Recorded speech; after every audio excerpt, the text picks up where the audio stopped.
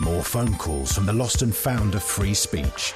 Outrageous opinion and controversial comment with the dual voltage dream team. The Michaels, Graham and Parry.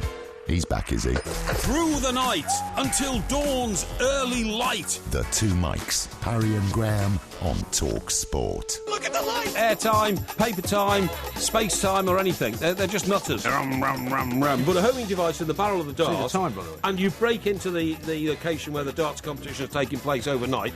Put some sort of a bug behind the darts board, you see what I mean? And then you put a homing device in the barrel of your dart, use extra thick darts, and it would actually go straight to the double top all the time. Only you would come up with something like that. This is Talk Sport. We are the two Mikes, and it's time to say a very, very good morning to Mr. Mike Porky Parry. Very good morning to you, Mr. Parry. Very good morning to you, Mike. The last show of the week, so it's going to be a blockbuster, OK? It certainly is. A belter. An absolute belter, yeah. Bit of a cliche, that, isn't a belter? I mean, what about a bombshell? We're going to have a bombshell in the show today? Well, I would say the bombshell is just as much of a cliche as blockbuster or belter. Yeah, well, I know, but that's why I introduced it, wasn't it? Exactly. I was taking the mickey out of you. No, I like taking the mickey out of you. Now, it was so subtle that I missed it, I'm afraid. Yeah, OK, you did, actually, yeah. What I wanted to tell you was, during the course of this show, now, how long have I been banging on about drones? A very long time. In fact, funnily enough, just after you left the studio yesterday morning, you might have heard us talking to Peter Nowak, who's our technology man. And what an extraordinary picture he painted of drones kind of all over the skies above us at different levels, being regulated at different heights. Well, I mean, crazy, isn't it? Let me tell you, we'll get into it a bit later in the show, but not only will there be zone lanes in the skies, but now, what I've been warning for at least the last 12 months, the security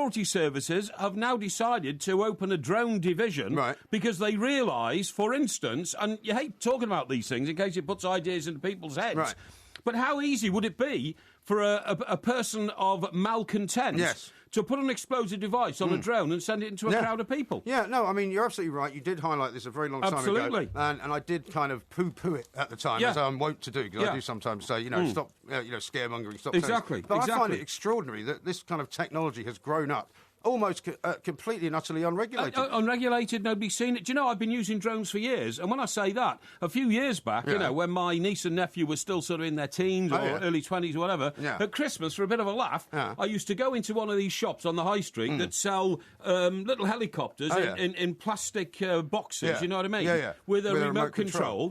And we used to use them in the kitchen, because they're only tiny. These helicopters are only about 4 or 5 inches high and about 6 inches long. And with a bit of skill from my nephew, who's very dexterous, you can fly the thing around the kitchen and land it on the... Yeah, they're good fun, actually. Exactly. I think my kids got one at Christmas at one point. And they are effectively drones. They are. You can lift them up, you can bring them down. But now, when you talk about drones, you've got these drones. I mean, he was talking about this one that can follow you around and actually film you as you're skiing, which sounds great. But, I mean, there's so much going on that almost all of us don't know much about. It is utterly unbelievable. I told you already that Chester Cathedral, I come from Chester, one of the oldest cathedrals in this country, started building it in 1100. They, through drone technology, have just found some fantastic sculpture work on the top of the cathedral. Oh, yes, the gargoyle, The gargoyles that they never even knew were there. I know. For hundreds of years, because a drone's taking pictures of it. It's unbelievable. But look, get to that a bit later. But the thing that does worry me, though, is what Peter was telling us, that I mean, potentially you could be walking down any street in any city in the world, and there could be literally thousands of these things flying above your head. Of course they could, and they could drop out of the sky at any time and kill you. But not only that, what about the invasion of privacy?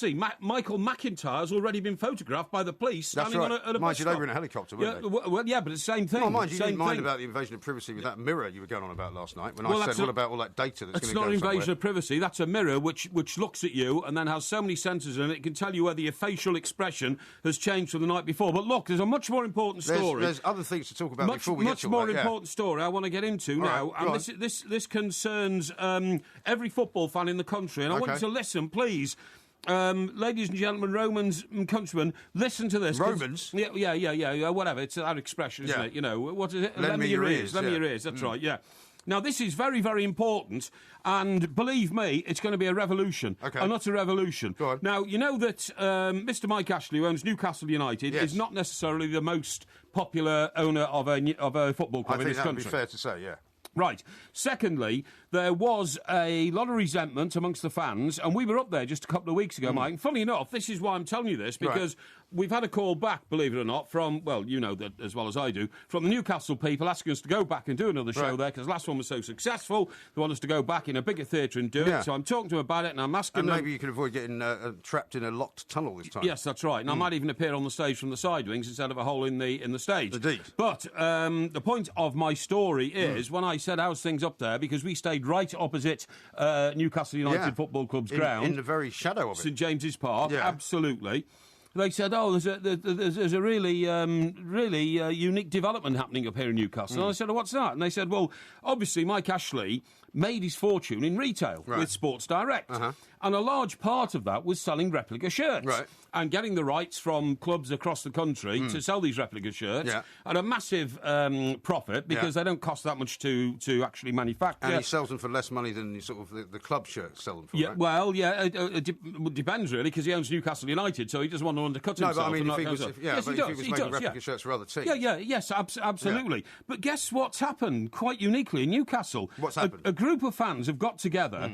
And they said, we don't like the Newcastle shirt these days anyway, because it's got the Wonga sign in it. We don't approve of being sponsored by Wonga. Well, that's a different issue, because Wonga bring money into the club. But they have themselves gone and designed a unique Newcastle United shirt with all the things that they want, like a magpie, which is the old album of the old. And is this emblem for the supporters rather than for the? Well, no, these two boys apparently have got together. I mean, I don't know who they are, but they're now selling them online, and they're selling more of their own shirts than of the official shirts with Wonga on it. How interesting! So what they're saying is a big section of the crowd at Newcastle United will turn next season with these uniquely designed Newcastle United shirts, which are not the official shirt of the club. Have you seen them? Do they look similar? Yeah, I've seen one. They are black and white. I found one on the internet. Oh, right, okay. See that one on the right? Yes, I do. So it doesn't have Wonga on it. It doesn't have Wonga on it. And so what I'm saying is, these fans have started a new move here.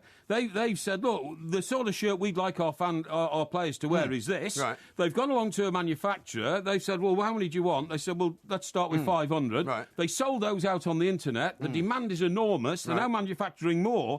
And I bet you, when this catches on, every club in the country will suddenly have some entrepreneurial fans. But what does that mean for people like Wonga? Because presumably one of the reasons that they like to have their name not only on the player's shirt is that all the fans walk around in the streets wearing them as well. Well, I should imagine Wonga thought that there'll be 20 or 30,000 people walking around in Newcastle with the word Wonga on their shirt, especially when they're going to the game. Well, if these boys get their way, these boys who are producing the alternative shirt, that ain't going to happen. They're going to be wearing what they consider to be a suitable shirt for their club. And they must be making quite a bit of money off it as well. Well, I don't know. Good luck to them. But they're called the Magpie Group, a consortium of fans who've launched an alternative to the official replica shirt.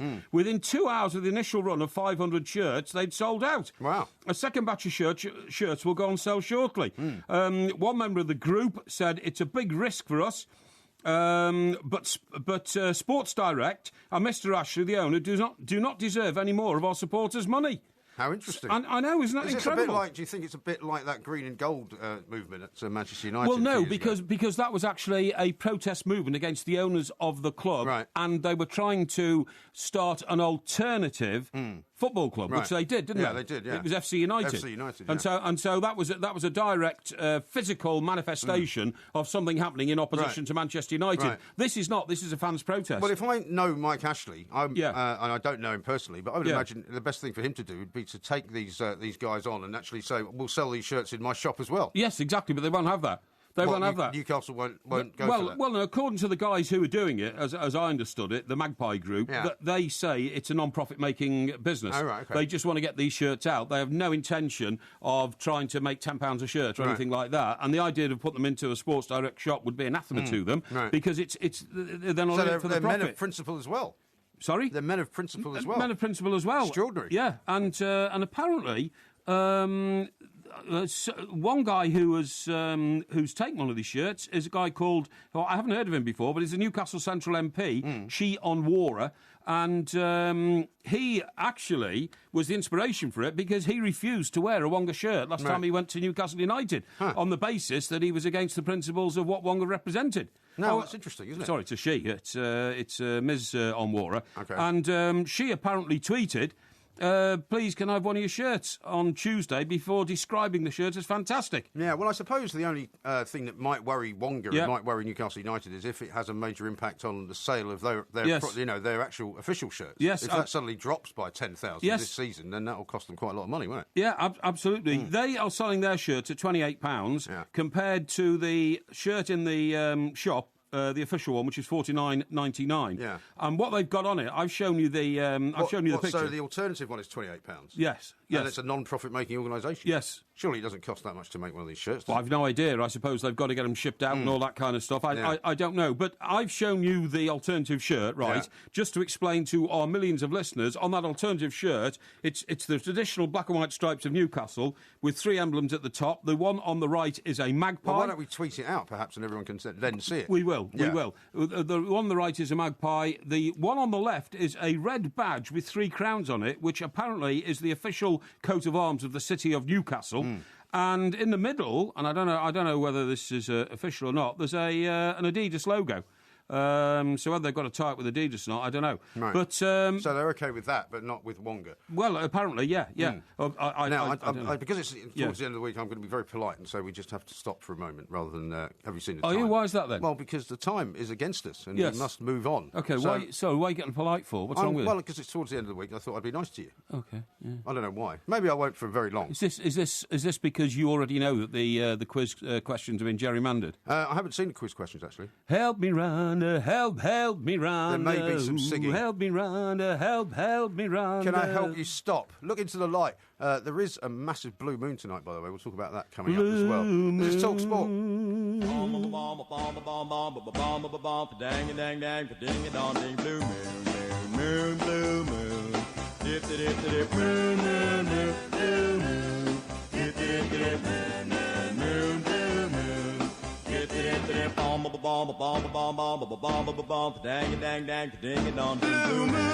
We are the two Mikes, and of course this is Talk Sport. We're going to be going down under shortly and talking to Sandra Lee about the Ashes and a whole bunch of other big stories down there. Did you see the moon on your way in tonight, Mr. Parry? Well, no, I didn't actually. I was quite surprised when you said it was a full moon, because normally I have a couple of sort of Twitter correspondents who warn me about the full moon, because it's a full moon, presumably. It's a blue moon, which is actually a very, very bright moon, and I saw it out my window as I was leaving my flat earlier, and it's so bright that you actually would think it was like a floodlight coming into the room. I've seen that happen before, but I normally get a warning, but I haven't. So whether or not I've fallen out of favour with those, you normally get a warning from who? A couple of your contacts, a couple of Twitter correspondents who normally say, it's because there is a feeling, and it's a mischievous addition to the conversation. But there is a feeling that when there's a full moon and then a blue moon is even fuller a full moon, I start acting oddly because my brain waves and my brain pattern. I would say all week. You've been quite belligerent all this week. Well, hang on. I'll tell you what I haven't even got to yet. What's that? We haven't even got to. At the start of the show. Yeah. Who predicted that England would swipe the Aussies in this third test? Well, when I asked you about this the other night, right, after day one, you said, not only that, but you said that they would actually win the series. I did. So you weren't so sure about them winning this particular game? No. I knew they're on the brink, aren't they? But as we heard from Stephen Finn, I mean, they still have to do some stuff. They've still got a bit of work to do. Well, they can't possibly lose this one now, can they? And this is why your prediction has come true, because it's in the week when there is a blue moon, and you know how rare that is. So often, people look up at the sky. You think a blue moon affects the erratic behaviour of Australians more than the English? No, I'm talking about your prediction. What I'm saying is that your prediction was correct. I see. It could have been the blue moon week. Your predictions are so rarely correct that they happen once in a blue moon, literally. I told you. You're not listening, are you? Yes, I'm listening. I'm saying they happen once in a blue moon. Yes. Yeah, but somebody asked you the question earlier, which you completely failed to answer. What do you mean? Why is it called a blue moon? Well, I can tell you exactly why it's called a blue moon. It's called a blue moon because it's the second full moon in one calendar month. Yes. That's why. Is it blue? What? Is it blue? Yes and no is the answer to that. No. Is it the colour blue? The answer is yes and no. No, it's not. It's white. Most blue moons will look pale, grey and white. That's right. Just like on any other night. But sometimes it can turn blue when there's some kind of volcanic dust. And is it blue tonight? Well, it looked very white tonight. Where does the volcanic dust come from? A volcano. Well, volcanoes are only on Earth. What? Volcanoes are only on Earth. They are on Earth. The moon hasn't got any volcanoes. Well, actually, that's not true. I think they could be on other planets as well. The moon hasn't got any volcanoes, mate. No, the moon. So you're talking absolute dribble. No, but volcanic ash is between the moon and your face looking at it. That's why it makes the colour change. No, don't be ridiculous. Volcanic ash can give it a kind of a blue hue. There is no hue. volcano on Earth which is erupting at the moment. Listen, Are you telling me you don't think there's volcanic ash floating around in the sky, in the atmosphere? No, I don't. No. You don't think at any given time? No, I don't. There'd be an alert on aeroplanes flying around and getting in their engines if there was. There's always small particles. No, there isn't. No, you're talking gibberish. There is. But listen, on planets, I tell you what I was going to talk to you about. You know all this drivel at the start of the week that, it's fantastic. We found a planet which is similar to Earth. Yeah. It's got water and rivers and all this. Right. And it's called Kepler 452b. Okay. But, I mean, what a ridiculous... Sounds like a rather dodgy address, doesn't it? It does. Kepler 452b. It sounds like something out of Star Trek, doesn't it? Yeah, well, or somebody who lives in, flat 2B. It doesn't sound very good, does it? Yeah, it doesn't sound too good. No. But what is so ridiculous... I mean, I don't know why newspapers publish these stories because they're so ludicrous. Right. But the idea is, it's fantastic. Stephen Hawking said that man's going to... Yeah, well, I've said to you many times, the more we discover, the better, no? Yeah. No, hang on. What I'm trying to tell you is... The planet they found, old Kepler 452b, I don't think many humans will be emigrating there anytime soon because it's 8,000 trillion miles away. Right. It takes 9 years to get there. Right. Well, so some people might decide that they want to go and start a colony there at some point in the future. No, you don't understand. When we have a faster way of getting to these places. No, you don't understand. I haven't explained myself. It takes 9 light years to get there. Right. Well, it does now. That's the speed of light for 9 years. Yeah. You know how far that is? That's 8,000 trillion miles. OK. Well, when they work out actually how to get... You wouldn't get there for about 300 years. Yeah, well, that's not a very good idea to go there, is it? Well, exactly. That's what I'm saying. So the idea that we're going to inhabit old Kepler 452b is so ludicrous. Why do scientists even put up the proposition? Well, because the idea is that we should learn more as we expand our knowledge and we get out into the galaxy and into the universe and find out what's out there. But there was a story, I think, this week which said that they were developing some form of transportation that might get us to the moon in about 3 or 4 hours. So if they can do that at some point... Yes, but that was called the Moon Bridge. That's right, yeah. Right, which I told you about initially, and you mocked me dreadfully and said, you idiot, don't be so... And then the scientist came on and said, we're going to build a bridge to the moon. Well, that's because you couldn't even tell me where the Runcorn Bridge went to and from, so I didn't really think you'd have much knowledge about the moon bridge. It's Runcorn Widnes, by the way. Yeah, I know. Why? But the point is that if they're developing faster and more efficient ways of travelling... to places like the moon, then presumably they can work out some quicker way of getting to this planet. Kepler 452b is located in the Milky Way. Yeah. Now, I always think of the Milky Way as the Milky Bar Kid type thing. You know what I mean? Yeah. What, a chocolate bar? Well, it's a white chocolate bar, isn't it? The Milky Bar Kid. The Milky Bar Kid is. Yeah, that's but right. The Milky Way, actually, chocolate bar is not. No, that's true. Yeah, okay. Now, it's in the Cygnus constellation, which is around only 1,400 light years away. OK. That is more than 8,000 trillion miles. When you read out these statistics, it doesn't really mean anything to most people, does it? I mean, it doesn't mean anything to anybody. Well, it doesn't mean much to me or to you, really. I mean, what I'm saying is it's impossible for man to ever get to that place because by the time you get there, you wouldn't exist. You'd be a pile of dust. Yeah, but you can't say that because as technology advances, at some point, somebody might develop a way of getting there quicker or they might develop some kind of teleportation system. Well, hang on. So, you can't say we'll never go there. Star Trek Enterprise, when it goes at warp speed, is like apparently 1/10 the speed of light. Is it? Yes. Yeah. Right. But that doesn't exist, does it? What? The Starship Enterprise. No, of course it doesn't. It's a fictional ship. Yeah, but it's set in the future. So even if we got to that, and it was travelling at 1/10 of the speed of light, that means it would only be 140 light years away. Okay. I mean, it's ludicrous. That can I explain to the millions who listen the speed of light? Means like if it's 140 light years away, that is light travelling at the speed it travels for 140 years. Okay.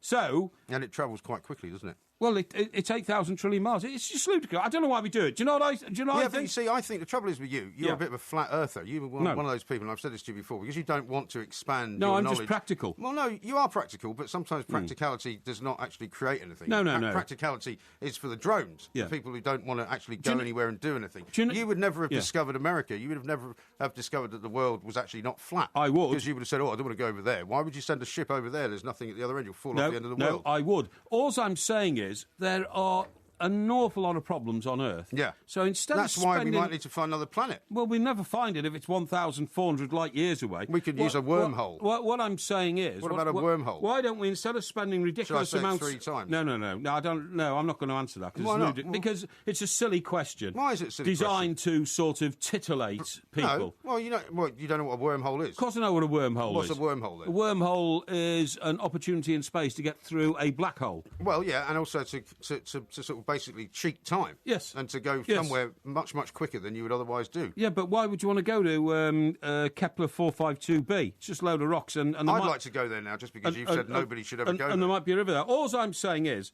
there are millions of problems on planet Earth. Yeah. So instead of spending ludicrous amounts of money hurling rockets and metal objects into space for no... I mean, even the Americans gave up on going to the moon because we're never going to colonise it. Right. So why don't we just... I mean, for instance... we could feed the whole of the Earth with the money we spend on sending ridiculous missions to Mars, to Kepler 452b. It's ludicrous. No, I think it's a dangerous precedent to say that we are not going to bother exploring. I'd sort this world out before we move to another one, frankly. Well, we could feed all the people in the world now without having to take any money away from the space programme. We've got plenty of money to feed the rest of the world. How do we do that? We've got loads of money. Oh, yeah? Why don't we spend it on feeding the world, then? I don't know. You better ask the people who have got the money. So another bland statement without a solution. Well, there is a solution. You are an empty-headed individual, Mike, on many occasions. And the thing is, I always deal with the practicality of things, and I try to research and bring solutions. Yes, bring solutions. I know. All you do is airily waving, you can feed the world now. Feed the world? Blimey, mate, you're only interested in feeding yourself, and that's a 24-hour day job, so you wouldn't have a clue how to feed the world. I'm telling you. Very harsh. I'm going to ask you where you had lunch later on. No, I don't have lunch anywhere. This is TalkSport. We are the two mics. We're going to talk to Sandra Lee coming up next. On DAB Digital Radio and 1089 and 1053 AM. The pressure's on now. Relieve the itch. TalkSport. Do you come from a land down under? Women go and men wonder. Can't you hear the thunder? You better run, you better take cover. This is TalkSport. We are the two mics, and I imagine there's a bit of thunder going on down in Australia at the moment, Mr. Parry. I should imagine there is. They're on the rack, it would have to be said. Absolutely. And, you've been crowing about it all week, of course, Certainly because have. you predicted that England would win this third test, which has been going on at Edgbaston. And we're going to talk to Sandra Lee, a good friend down in Sydney. She's not a massive cricket fan, but she must be disappointed, I would think. Sandra, very good morning to you. Oh, good morning, you two chaps. And yes, we are having an absolute shocker of a test over there at the moment, aren't we? Yeah, definitely. I mean, and when I spoke to a couple of journalists on the show yesterday, the papers hadn't really had a chance to get stuck into the team. So I presume in the last 24 hours they've managed to do that. Well, they have, but they're taking it a little bit sort of slowly, a little bit cautiously, because there is a couple of days to go if we make it that far. One has to say. Well, the worst thing about England doing well is that Porky predicted they would win this particular test match, and he's been droning on about it ever since. Yes. It's the first prediction he's actually ever got right. Yeah, absolutely. Sandra, tell me this, because, of course, obviously we have all the pundits who pile over here for the test matches and all that, and Shane Warne, who's probably one of Australia's most famous men, he has a bit of a run-in with some of the newspaper chaps here. Is he wholesalely popular in Australia, old Shane, or is he a sort of, love him, hate him type character? Yeah, definitely the latter, Mike. He's a love him, hate him type of character. And as we all know, Warnie's never short of an opinion on anything. It doesn't matter what the subject is. He's always out there. He's tweeting, or he's having his say on the box or on radio or in newspaper columns. He's a pretty voluble person. He certainly is. Who's he had to go out this time, then? Well, he's having a go at a few of the newspaper guys, isn't he? Telling them he doesn't think much of the way they report things and all that kind of stuff. But anyway, listen. I think he's a great character. Yeah, I think he's brilliant. We believe it or not, Sandra, we once paid him £5,000 an hour to come in here during test matches and sit here and answer questions from callers. And how many hours did he do? He did about 4, but that was over 4 weeks. 4 hours. He did 20 grand. Yeah, exactly. Not bad, is it? Exactly. He did a Friday morning hour once a week for a month. But that's by the by. Now, Sandra, I'll tell you what I was going to talk to you about. I've seen this report. By the way, did you know it was Sandra's 10th anniversary yesterday? Well, Sandra, congratulations. Thank you very much. In this modern world, 10 years married is longevity personified. Well, it certainly is to somebody who's never been married. Well, what about... Well, his marriage just collapsed after about 3 years. No, it didn't. Yes, I was married for nearly 15 years. Yes, but for about 12 of it, you were infidelious to your wife. Absolutely rubbish. So it wasn't a proper Shocking marriage. allegation. Anyway, Sandra... Well, let me just ask Sandra what she did for her anniversary. What did you do, Sandra? Yeah. Well, my husband took me out for a lovely dinner at one of our favourite local restaurants. So we just strolled around the corner and went out for dinner, which was very nice, I have to say. That's great. Now, talking about your neighbourhood and all that, one of the reasons I was looking so forward to talking to you this evening is that I've seen a report, because I invest in a bit of property in this country, which tells me that Sydney property prices are now in excess of London property prices, i.e., properties around Sydney Harbour are more expensive now than properties in Kensington and Knightsbridge and Mayfair in London. That is quite something. It is, and you're absolutely right. The property market here is going gangbusters, and I would say it's absolutely insane, some of the prices. A little flat, a tiny little derelict flat around the corner from where we live, last weekend went at auction for $1.25 million. It was 2 bedrooms. The dunny was absolutely in disrepair. The bathroom was a shocker. Yeah. And you could barely swing a cat in it. It went for $1.25 million. That's about £600,000, isn't it? Yeah, roughly. Yeah. Exactly. We're about half. And is the market being sort of skewed by foreign buyers? Because that's what's happened in London to a large extent. A lot of Chinese people coming in and buying up sort of, whole tranches of buildings, basically. Have you got a lot of Chinese money coming in? We do have a lot of Chinese money coming in, and but that's not really the cause of the prices going up. I think it's more supply and demand, that just in some areas of Sydney where people want to live, around the harbour and close to the city, there's just not enough property. Yeah, sure. Just to get my perspective here, Sandra, last time I was in Sydney, I stayed at the Hyde on the Rocks. And when I got up in the morning and pressed a button next to my bed, the curtains, shuttered open, and there was the Sydney Opera House right in front of me. Is this the sort of district we're talking about? Yes, pretty much like that. All around Sydney Harbour, anywhere around the harbour, you're going to be paying several $1 million for a house, probably, I'd say, in excess of $5 million. And then for an apartment on the harbour, you'd be paying more, depending on how big, at least 1.5, maybe 2 million, which is around £1 million. Yeah, golly, that is absolutely incredible, isn't it? And not to put too fine a point on it, but is this your neighbourhood? Is this where you live?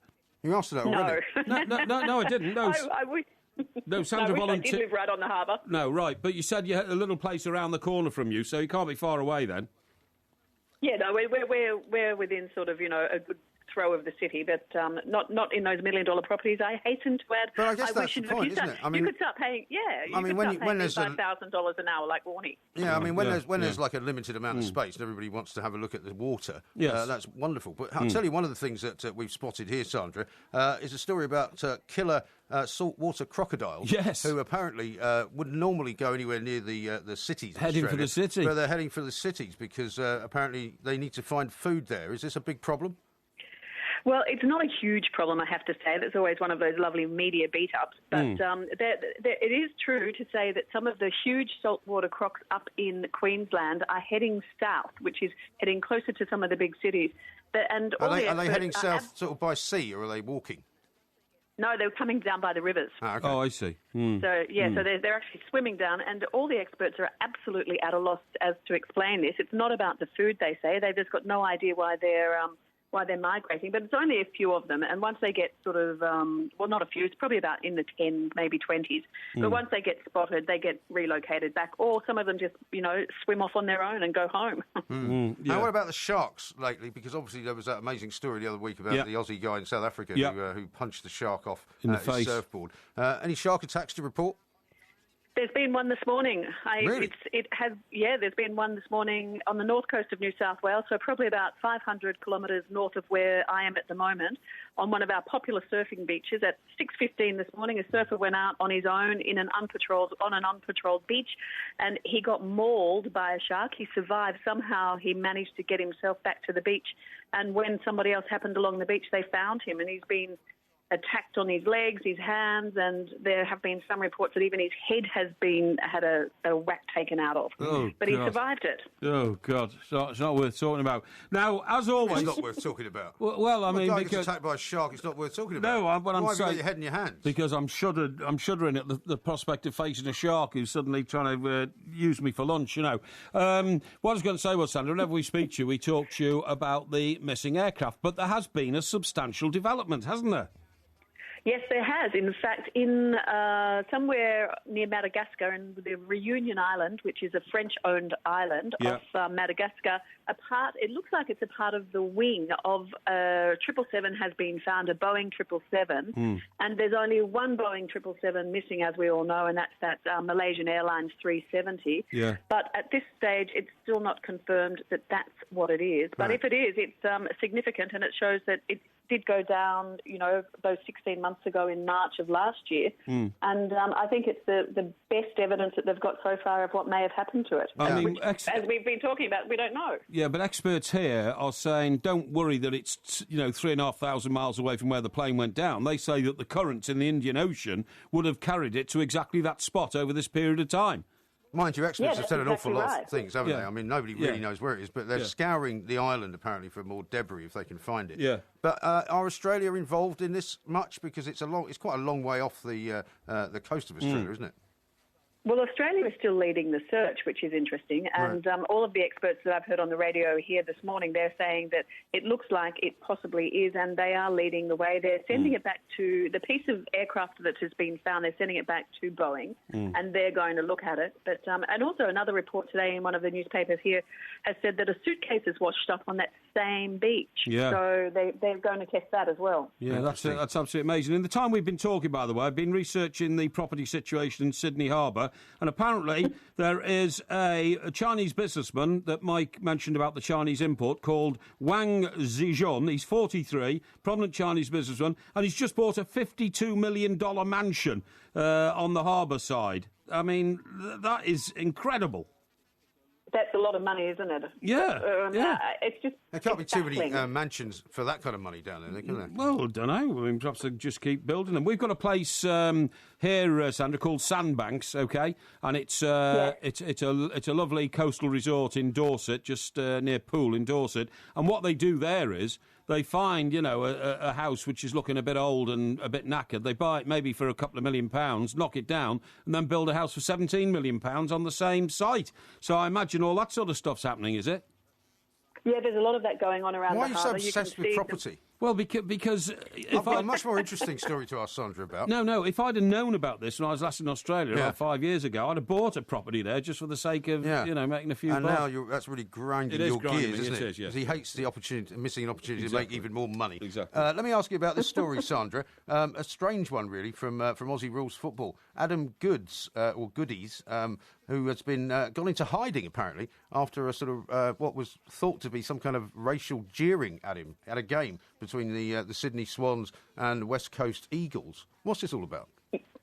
This is probably one of the biggest stories that has hit Australia in a long time. Really? It has it is massive down here. I can't tell you. It's on the front page of every newspaper. Goodsy is Adam Goods. Goodsy is a two-time Brownlow medalist, which means he's absolutely one of the best players the game has ever seen. He's a genius on the field. Yeah. And last year he was made Australian of the Year. Wow. And so he's hugely respected. He's loved and admired by many, by most Australians, I would say. But over the last couple of years, he has been a bit of a lightning rod for some fans of the game who started jeering him, and now he's gone off the field. This week he said he's not going to play in the Sydney Swans game this week. He's a Sydney Swans player. He plays for my team. I'm a big fan of his, and he reckons it's because he's had enough of the what he's saying is racial vilification because he's an Aboriginal man, and but some of the fans are saying it's not that. It's just that we don't like him, and it all goes back to 2 years ago when a 13-year-old girl called him an ape during a game with Collingwood. I remember that story, Yeah, so this 13-year-old kid who she just turned 13, she said she didn't know it was a racist, epithet to call an Aboriginal person. She apologised to him, but he turned around and said the next day, racism has a name and it's a 13-year-old girl. And so ever since then, it's become this real, lightning rod. People are either for Goodsey or they're against him. And last week he was playing over against the West Coast. He pushed one of their players in the back, and the fans just absolutely went him. And he said that was the straw that broke the camel's back, and he's had enough, and he's not playing this weekend. And again, we were talking earlier about Warnie. Warnie came out overnight on a tweet and said that he really pretty much should take a dose of cement and harden up. The fans have a right to boo anybody. Yeah. Golly, I mean, that's amazing, yeah. Isn't it amazing how these incidents can blow into such huge stories? They do. Yeah. Well, Sandra, thank you so much for joining us. And, better luck next time with the old cricket, and we'll talk to you soon. It's been my pleasure, chaps. Thank you very much indeed. Yeah. Lovely Sandra Lee there. That's an amazing story. We'll talk some more about that perhaps coming up. We are the Two Mikes. It's Porky Quiz Night, of course. The subject matter is the Beach Boys, one of Porky's favourite bands. This is Talk Sport.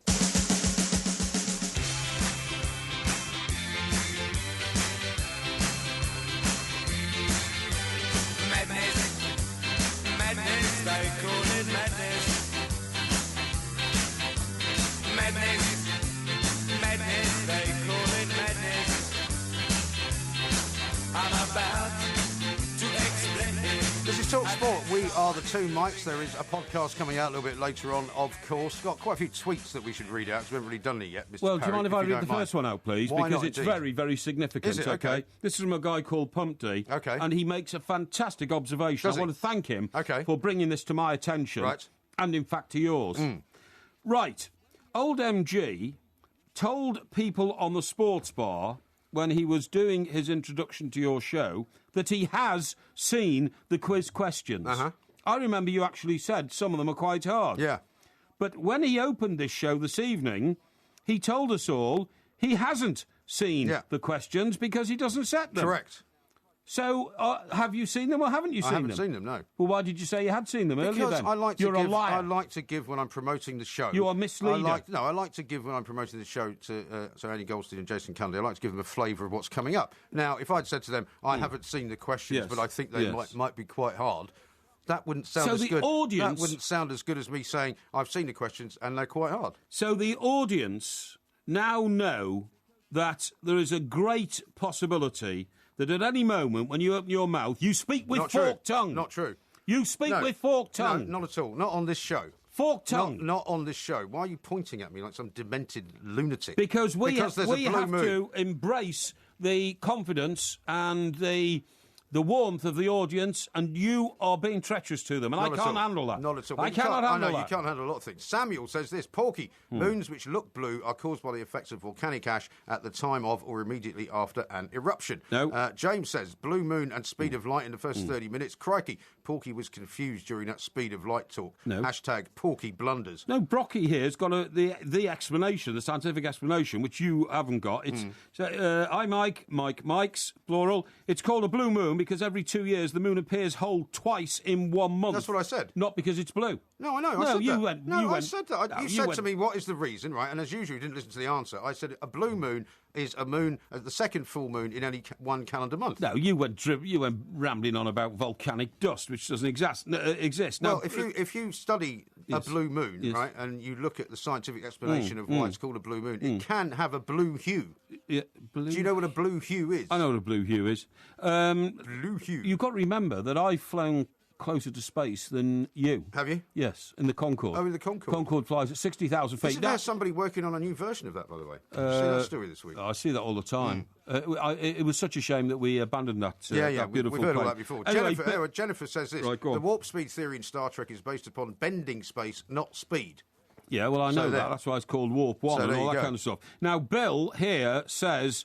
so old Porky's howling out at the blue moon tonight, is he? I'll be the werewolf correspondent signing in here, and then sends a picture of a werewolf. A werewolf? Well, actually, it's that famous picture of the dog howling at the blue moon behind him, see? Yeah, that's right. Yeah. Well, it's not blue moon, it's blue earth, isn't it? Now, what I wanted to say was... well, it's a you kind get of confused now. Yeah. Now, my Auntie Doreen, right? Your Auntie Doreen? Auntie Doreen, yeah. You say that as if I know her. Well, no, you wouldn't know, because she's been dead about 40 years, I think. Has she? I remember her as a kid, but then she sort of disappeared, so I presume she died. She disappeared? Well, I never saw her again, and I didn't inquire as to what happened. Well, don't you know what happened to your auntie? I mean, I know what happened to all my aunties. No, I don't know what happened to her. Now, the point is... Was she on your father's side or your mother's side? I think she was on my father's side. You think? But she was married to a psychiatrist called, believe it or not, it was called Dr. Banner. But it's not the Dr. Banner who's my consultant surgeon. No, seriously. Banner. No, he was called Dr. Banner. And he was a psychiatrist. But I thought you were going to say it wasn't connected to the Hulk. Not to your own doctor. doctor. I see what you mean. No. But he was more mentally disturbed than the people he treated. Was he? Oh, yeah, definitely. Right. But Auntie Doreen was even more mentally disturbed than him. I think you told me about her before. Yeah, they made a good couple. But I remember one New Year's Eve... Wasn't she just maybe eccentric? Well, no, it's a bit more than that. One New Year's Eve, she came round, and we're all in the parlour in the house, the good room. Yeah.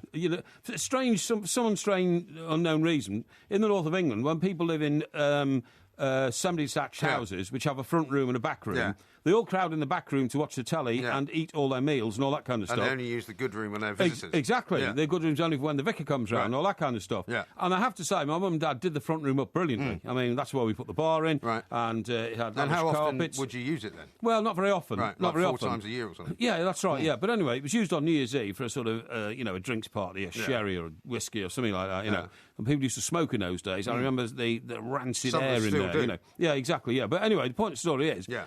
Auntie Doreen came round one night, New Year's Eve, in her fur coat and all that. She looked a bit mad, even when she wasn't in a mad phase. Yeah. And next minute, she was kneeling on the chair near the window, and it was, "Ow!" Howling. Yes, she was, wasn't she? Ow! Was she just sort of having a laugh? No, she wasn't. She was transfixed by the moon, because it was a full moon that night. And she was, honestly, leaning on the windowsill. She was kneeling on a chair, leaning over on the windowsill, and giving it Was it not just her sort of party piece? No, it wasn't, no. She was genuinely howling at the moon? She was genuinely howling at the moon, honestly, yeah. There was something wrong with her, yeah. And it's first and only time I've ever seen that, actually, and it was quite disturbing. Well, I'm glad it doesn't run in the family. Well, no, I don't think it does run in the family. But anyway, as I say, that was only just a reflection on the fact that... Well, there will be strange things happening tonight. People are affected by full moons, particularly a blue moon. It must affect the tides as well. Yeah, of course. Now, listen, I'll tell you what else I wanted to tell you on that. Let me just read you another tweet. Oh, yes, please do. This is from John. He says, Porky needs to stick to bee resuscitation rather than intergalactic travel.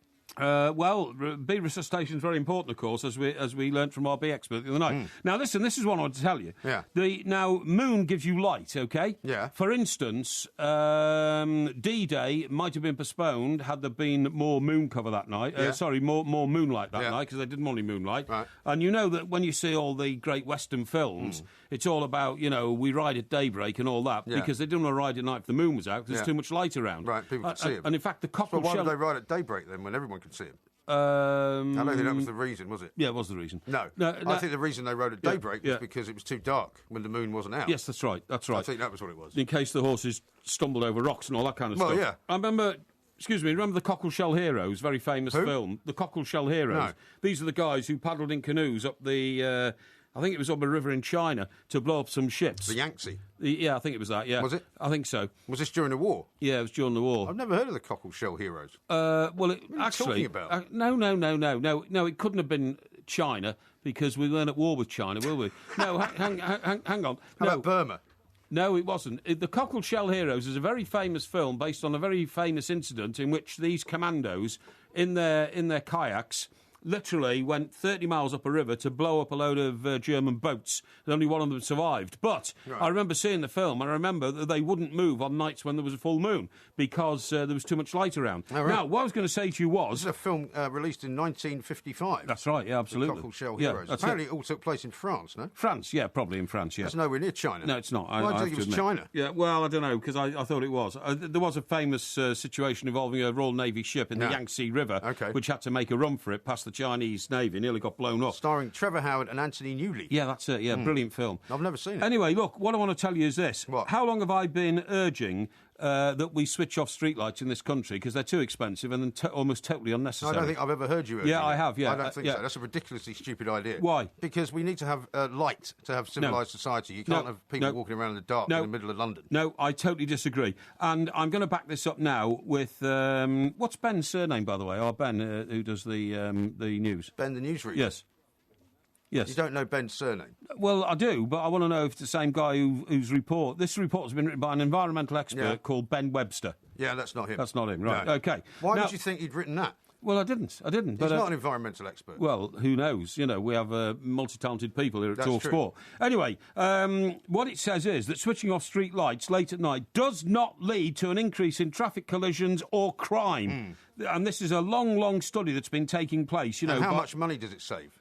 It would save billions of pounds. No, you don't know, do you? I do. They haven't given a figure. That's the point. I do. They want to switch all these lights off, but they don't actually say how much money that saves. You don't need lights. You don't need... What do you need lights for? You need lights because people need lights to walk home by. People, particularly women, if they're walking home late at night, they don't want to walk home in the dark. Women shouldn't be walking around late at night. What do you mean they shouldn't be walking around late at night? What should they be doing? What I'm saying is provisions should be made to make sure that vulnerable people in our society, and women can be vulnerable to late-night attackers... just ferried home in taxis? Yes, exactly, If they haven't got money for that and they're going home on a bus, it could be dark at 7 o'clock at night in the winter. If we switched off all the lights, there'd be plenty of money to provide those sort of facilities. Well, that's ridiculous. Why would you save money and then spend it again on something else? Right, here, listen, people are already coming round to my point of view. Really? Right, motoring and pedestrian groups claim that growing trend for local authorities to save money and reduce carbon emissions by switching off or dimming lights has made roads more dangerous. 3/4 of councils in England switch or dim some lights, according to figures obtained by this research party. However, the most comprehensive study of the practice to date, based on 14 years of data from 62 councils in England and Wales, finds no evidence of any increase in collisions. That doesn't mean anything, though, does it? That's not the reason why we have streetlights. We have streetlights to a large extent for pedestrians. Hang on. It also concluded that there was no increase in overall crime on the streets with reduced lighting and some evidence that dimming reduces violent crime. Really? Because criminals can't find their way around in the dark. Well, hang on. If they're dimming the lights, the lights are still on. Brilliant conclusion. No, if the lights are being dimmed, they're still on, aren't they? Hey? If the lights are dimmed, they're still on. Yeah, but they're still... It's dimmer. Yeah, it's dimmer. So what's the point of that? Well, the point... Exactly how much money is saved, exactly how much electricity is saved. I'm telling you... You don't know, do you? I know exactly. No, you don't. I know exactly. Let me tell you give me an answer, then. Here, the study by the London School of Hygiene and Tropical Medicine... What? What are they doing street lighting for? Hang on. And Tropical medicine? Yeah. And I don't know. What's their next study going to be into? I don't know. Lion killing? No. They were probably doing a study into the effect of mosquitoes or something and came across this evidence. Mosquitoes? Or something like that. Anyway, the University College of London... mosquitoes in London. Hang on. The University College of London also got involved in analysed the reports, and it says... Councils have made changes to street lighting, which include switching off lights permanently, reducing the number of hours, dimming lights, and there seems to be no increase whatsoever in road conditions or overall crime. How much money have they saved? They've saved billions. You don't know, do you? They could save billions.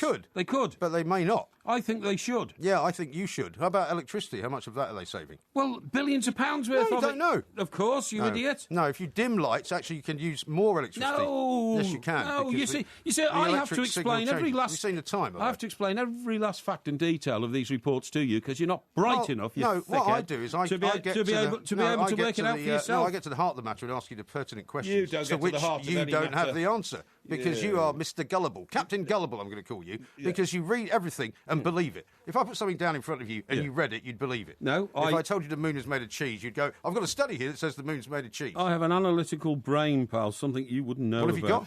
Analytical brain. Analytical brain? Yeah. Yes, it's not very big, though, is it?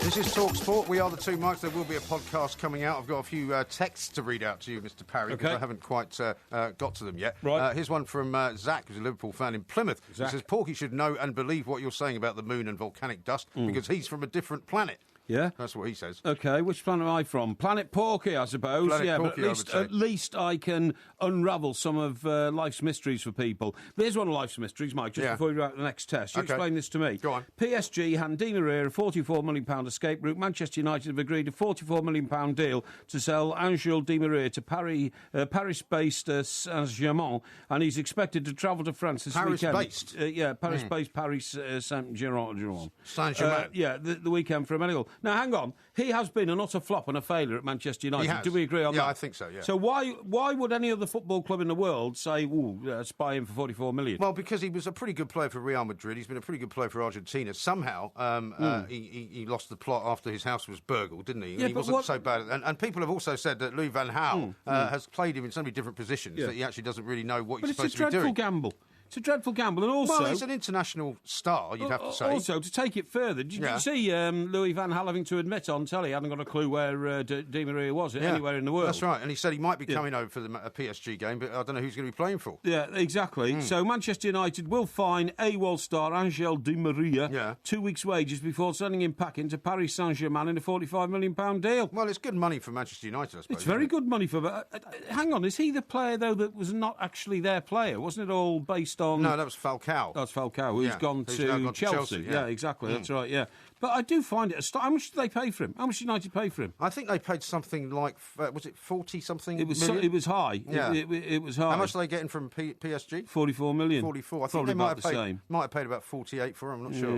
Yes. But... Yeah, I mean, I think sometimes some players just don't fit in at certain clubs, and I think there was some truth to what people have said, that he didn't really know what his best position was. Yeah. Or Van Gaal didn't know what his best position was. I still think it's a huge gamble. It's not something I'd get involved in. You know, I'm smarter than the average bear when it comes to sloshing that sort of money around. Yeah. Anyway, go on. Let me read you a couple more texts out. Ben has written this. That blue moon is sure getting to Porky tonight. The whole point is that scientists always think ahead to future times and to revolutionary inventions that many people, i.e. Porky, with limited vision, knowledge and imagination, can never envisage. What? How on earth do you put up with him, says Ben. What do you mean I've got limited imagination? Well, when it comes to scientific sort of inventions and revolutionary thoughts... That's absolutely ridiculous. You know, exploratory kind of, mind matters, you don't really see the future. Hang on. You don't want to waste money on what you don't know about. People normally accuse me of having too vivid an imagination, not lack of imagination. Yeah, but whenever me. we talk about exploration of space, you are seemingly very down on it. You don't seem to want anybody to go anywhere and find anything. I foresee things, mate, which other people don't see. Now, listen, I was talking to you about the drones before. Let me tell you exactly what's going on. Yeah, OK. How about this? A drone carrying explosives or radioactive material, right? That's a dirty bomb, that's called, a dirty device or something, detonated over a crowded area... or maybe even Downing Street, is the nightmare scenario troubling security experts. Well, I mean, obviously they'll have to have sort of no-fly areas for these things, won't they? I mean, even when but that's not going to stop somebody launching a drone over Downing Street. Well, maybe not, but they'll have to somehow get, like, you know, the old Star Wars thing that Reagan instituted to stop the missiles coming in from exactly. space. They'll have to have some kind of shield, won't they? So you see some copper standing at the end of Downing Street, where that big black gate, and he sees a drone suddenly heading overhead towards Downing Street. Hey! Whose drone is this? Well, no, this is a no-fly drone area. Take it away. Well, no, they'll probably... And then 2 seconds later, the drone drops some sort of dirty bomb. No, they'll probably have some kind of technology which will be able to track them all. And then when they see one moving in a place, it's a bit like the way they do air traffic control. Yeah. You know, well, in don't that just case, look and see the planes and go, where's that one going? Well, they better get it set up pretty damn quickly. Well, I think they're going to have to. Yeah. Now, here's one from TC, who's texted into 81089. Before Mike and Mike further demonstrate their scientific ignorance, science generates entirely unexpected spin-offs. Quantum mechanics, the transistor, space research, the major stimulus to computing, and CERN, the internet, all of which make your employment possible. Yes.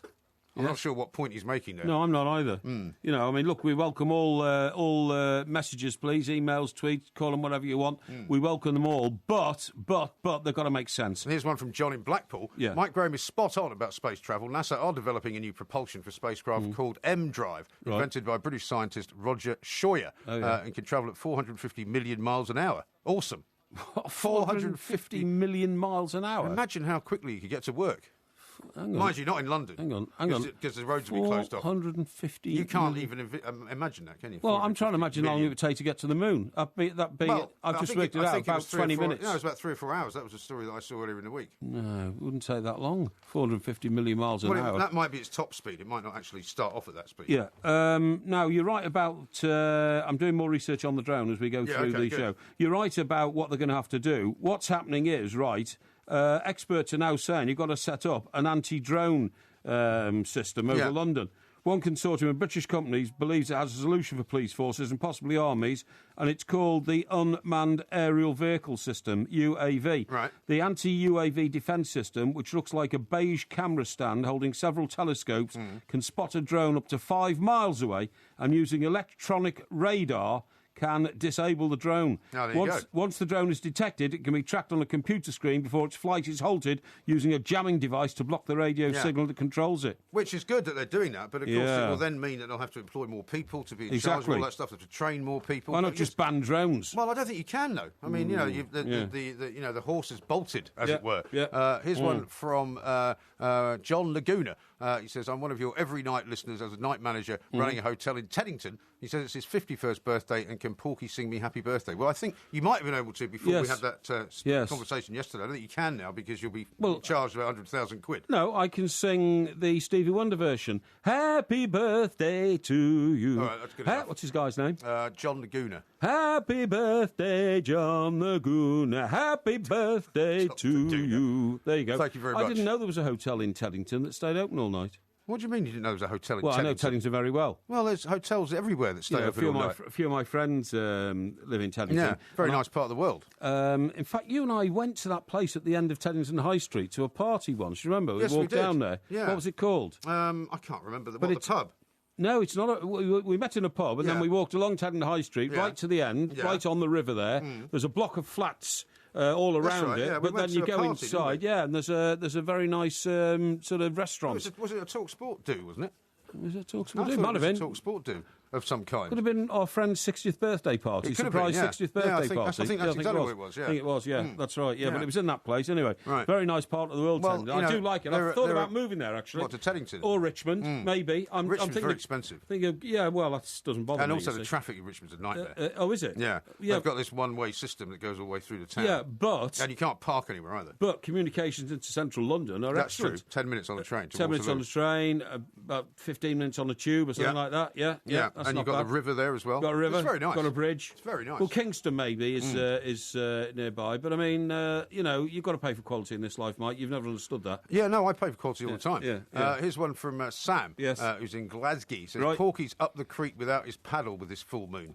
People are saying that you're definitely being affected by it. No, not at all. Now, by the way, you're going on holiday soon, aren't you? I am, yeah. Right. I have been looking at a particular website about travellers and all that kind of stuff, in which there is a petition going out to have children under the age of 8 banned on all airline flights. What do you say to that? Children under... Well, I've often said that they should actually have separate planes for families and separate planes for adults. Really? In a way, yeah, because it would make much more sense, because an awful lot of people who don't have children or who are not travelling with children get driven absolutely bonkers mad by families with kids, because particularly when the kids are young and they're walking around and they're toddlers or they're babies and they're screaming, it's not a very pleasant experience to be on a seat next to somebody like that. So I would say, if you wanted to make planes more family-friendly so they could have more for the kids to do, and then they could have separate planes for adults, I think that'd be a good thing. Yeah, OK. I mean, it doesn't bother me. What do you mean, OK? What do you mean? I've just given you a pretty good argument for why it's a great idea, and all you've done is OK.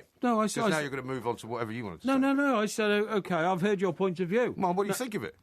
You don't just say OK and then move on to what you want to say. The whole point is you want me to respond to it? Well, you're supposed to discuss it. What do you want to discuss about it? I mean... Well, you've heard what I think. Yes. So rather than just saying OK and moving on, why don't you give me your view of it? Well, I'm going to. That's why I said OK, thank you for your view, and I'll give you mine now. But are you going to take into account anything that I said? Yes, I will. OK. Yeah, I will. All right. I think it's a bit of a selfish view. I don't think there's any time. No, I think it's a selfish view. There's no time. My view is that... There isn't time. If I hear children time for your view. playing in the street, I like it. No, there isn't time. It's the next generation. Can you not hang on to this? And I haven't got a problem with children in pubs. I haven't got a problem with children on aeroplanes. I haven't got a problem with children in shops or anything like that. Really? As far as I'm concerned, I've got 100% tolerance of children, even if they're screaming and bawling, because they're little kids, and that's what little kids do. No. And if we didn't have little kids, we wouldn't have the future generation. It's another appalling attempt to get sort of popularity with the listeners. No. Porky, the compassionate one. I'm pro-children. I'm not anti-children. We haven't got any. You won't find me moaning about children playing in the street, children. kicking a ball against my window. I don't mind. That's what children do. I don't mind children dropping ice cream on me in restaurants. Really? I don't mind children crawling around on the floor. When was the last time you spent any time with a child? Well, children are children, and I'm not a child anymore, and No, but I beg to differ. I know what it's like to be a child, so I've got sympathy and empathy with them. And your childhood was awful, wasn't it? No, it wasn't. Yeah, it was. No, it wasn't. You've told us it was awful. What do you mean it was awful? Even your family didn't really want you around. Oh, they had to put you on the outside of everything. It's horrible. Horrible. Ridiculous. Anyway, look into the light for a moment, or look at the blue moon. How could anybody not want me? This is Talk Sport. I know, it's astonishing. She's a sunflower, she's my sunflower, and I know we'll never part. She's a sunflower, she's my one flower, she's the flower of my heart. It's a great voice, isn't it? Who is it? I mean, who is it? You don't recognise the singer? Was that, is it that guy who did Distant Drums? What? I hear the sound Who was that? of distant drums. From Jim, over there? Yeah, from over there. Yeah. Was that Jim somebody? Jim, I don't know. Yeah, he was a sort of crooner from the 50s or That was something. Frank Sinatra. Oh, I mean, how can you not recognise Frank Sinatra? Well, it's not a very Frank Sinatra type song, you know. And now the time is near, and I must take my final curtain. Not my final curtain. Yeah, all right, yeah. Now, I mean, did you get any lyrics right at all? Listen, before we go on, Yes. I've got to read out this tweet because this is becoming an increasingly relevant issue. What do you mean? During this show. Yeah. Well, tonight's quiz night, right? Right. And the quiz think, is on the Beach Boys. Yeah, on the Beach Boys. I'm looking forward to seeing the question. Help me round. Now, this is the point, you see. The audience are becoming aware of you. So Well, Chris I'm glad they're Murphy... becoming aware of him. We've sitting here for a while. No, aware of your tactics and your foulness. I don't have any foulness. Chris Murphy says, don't let the liar, old MG, off the hook, Mike, i.e. to me. He's calling me a liar. He has seen the Those questions. are dangerous words. He has seen the questions, and Chris is basing that on your own verbal admission. He has seen the questions. He doesn't know whether I've seen the questions, does You he? said that you'd seen the questions. No, I've explained that to you, though. And he tries to paint you as a cheat. It's disgraceful. And that's from Chris. Chris, thank you very much indeed. I don't try to paint you as a cheat. I'd like the rest of the audience to know that if you missed Mr. Graham talking up our show in the last show, i.e. the Sports Bar show, he said, I've seen the questions and they're quite difficult. It was what I think Paul's going to have a problem. It was what I would call journalistic licence. He then, half an hour later, said, well, of course I haven't seen the questions because I don't put them together. The questions committee put them together. Well, they are not put together by me, and I haven't yet seen them. I'll get them very shortly because the quiz is coming up in the next speak hour. With forked tongue. Not true. Absolutely not true. Your tongue is forked. No, my tongue is not forked at all. Anyway, the reason that we were playing that Frank Sinatra song, which is rather nice to hear at the time, is this weird sort of... I mean, you never quite know with all these health fads and warnings and all the rest of it, right? I think I do. But we've already had the one that said, forget about, skim milk, drink full fat milk, it's better for you. Sure. Forget about, getting this kind of, melted down butter, which is not full fat butter. They're now saying that all of these sort of cooking... oils, I cook in sunflower oil. Sunflower oil and my sister told me vegetable oil is actually perhaps not as healthy as lard. And lard will be something that younger people listening to the show won't even know what that is, really, because lard is this great big block of sort of white fat that our mothers used to use for cooking everything. That's right. And it's quite hard to find now.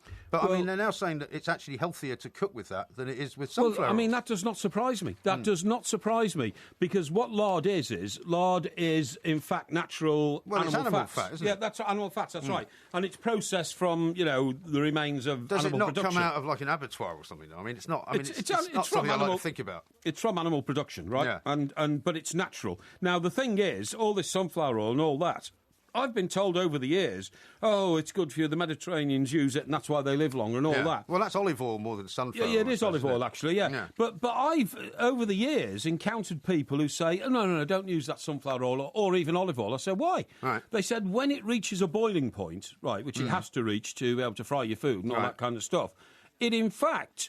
introduces things into your body which have been proven, apparently by scientists, to be cancer-inducing. Really? In a way that natural animal fats in lard don't. Is it because you can't break them down or something? It's something to do with that. Yeah. It's something to do with breaking down the constituent parts. It's not as though sunflower oil is unnatural, is it? I mean, sunflower oil is completely natural, so you'd think that it would be fine. Yeah, but animal fats are more natural. I mean, ever since Stone Age man, there's been a cohesion, hasn't there, between man and beast and all that kind of stuff. Yeah.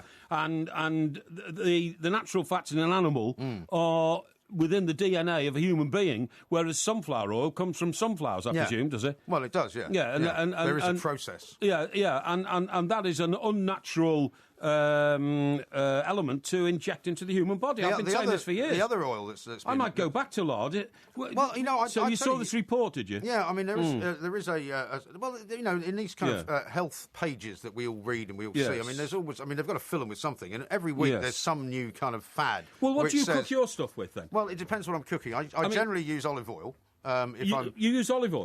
Generally, I don't know why people would use olive oil to cook. Well, olive oil makes things taste better. Olive oil for me is stuff you rub on your skin. Why you rub it on your skin? Well, to stop the sun rays giving you cancer of the skin. You put olive oil on your skin and go out in the sun, you'll burn.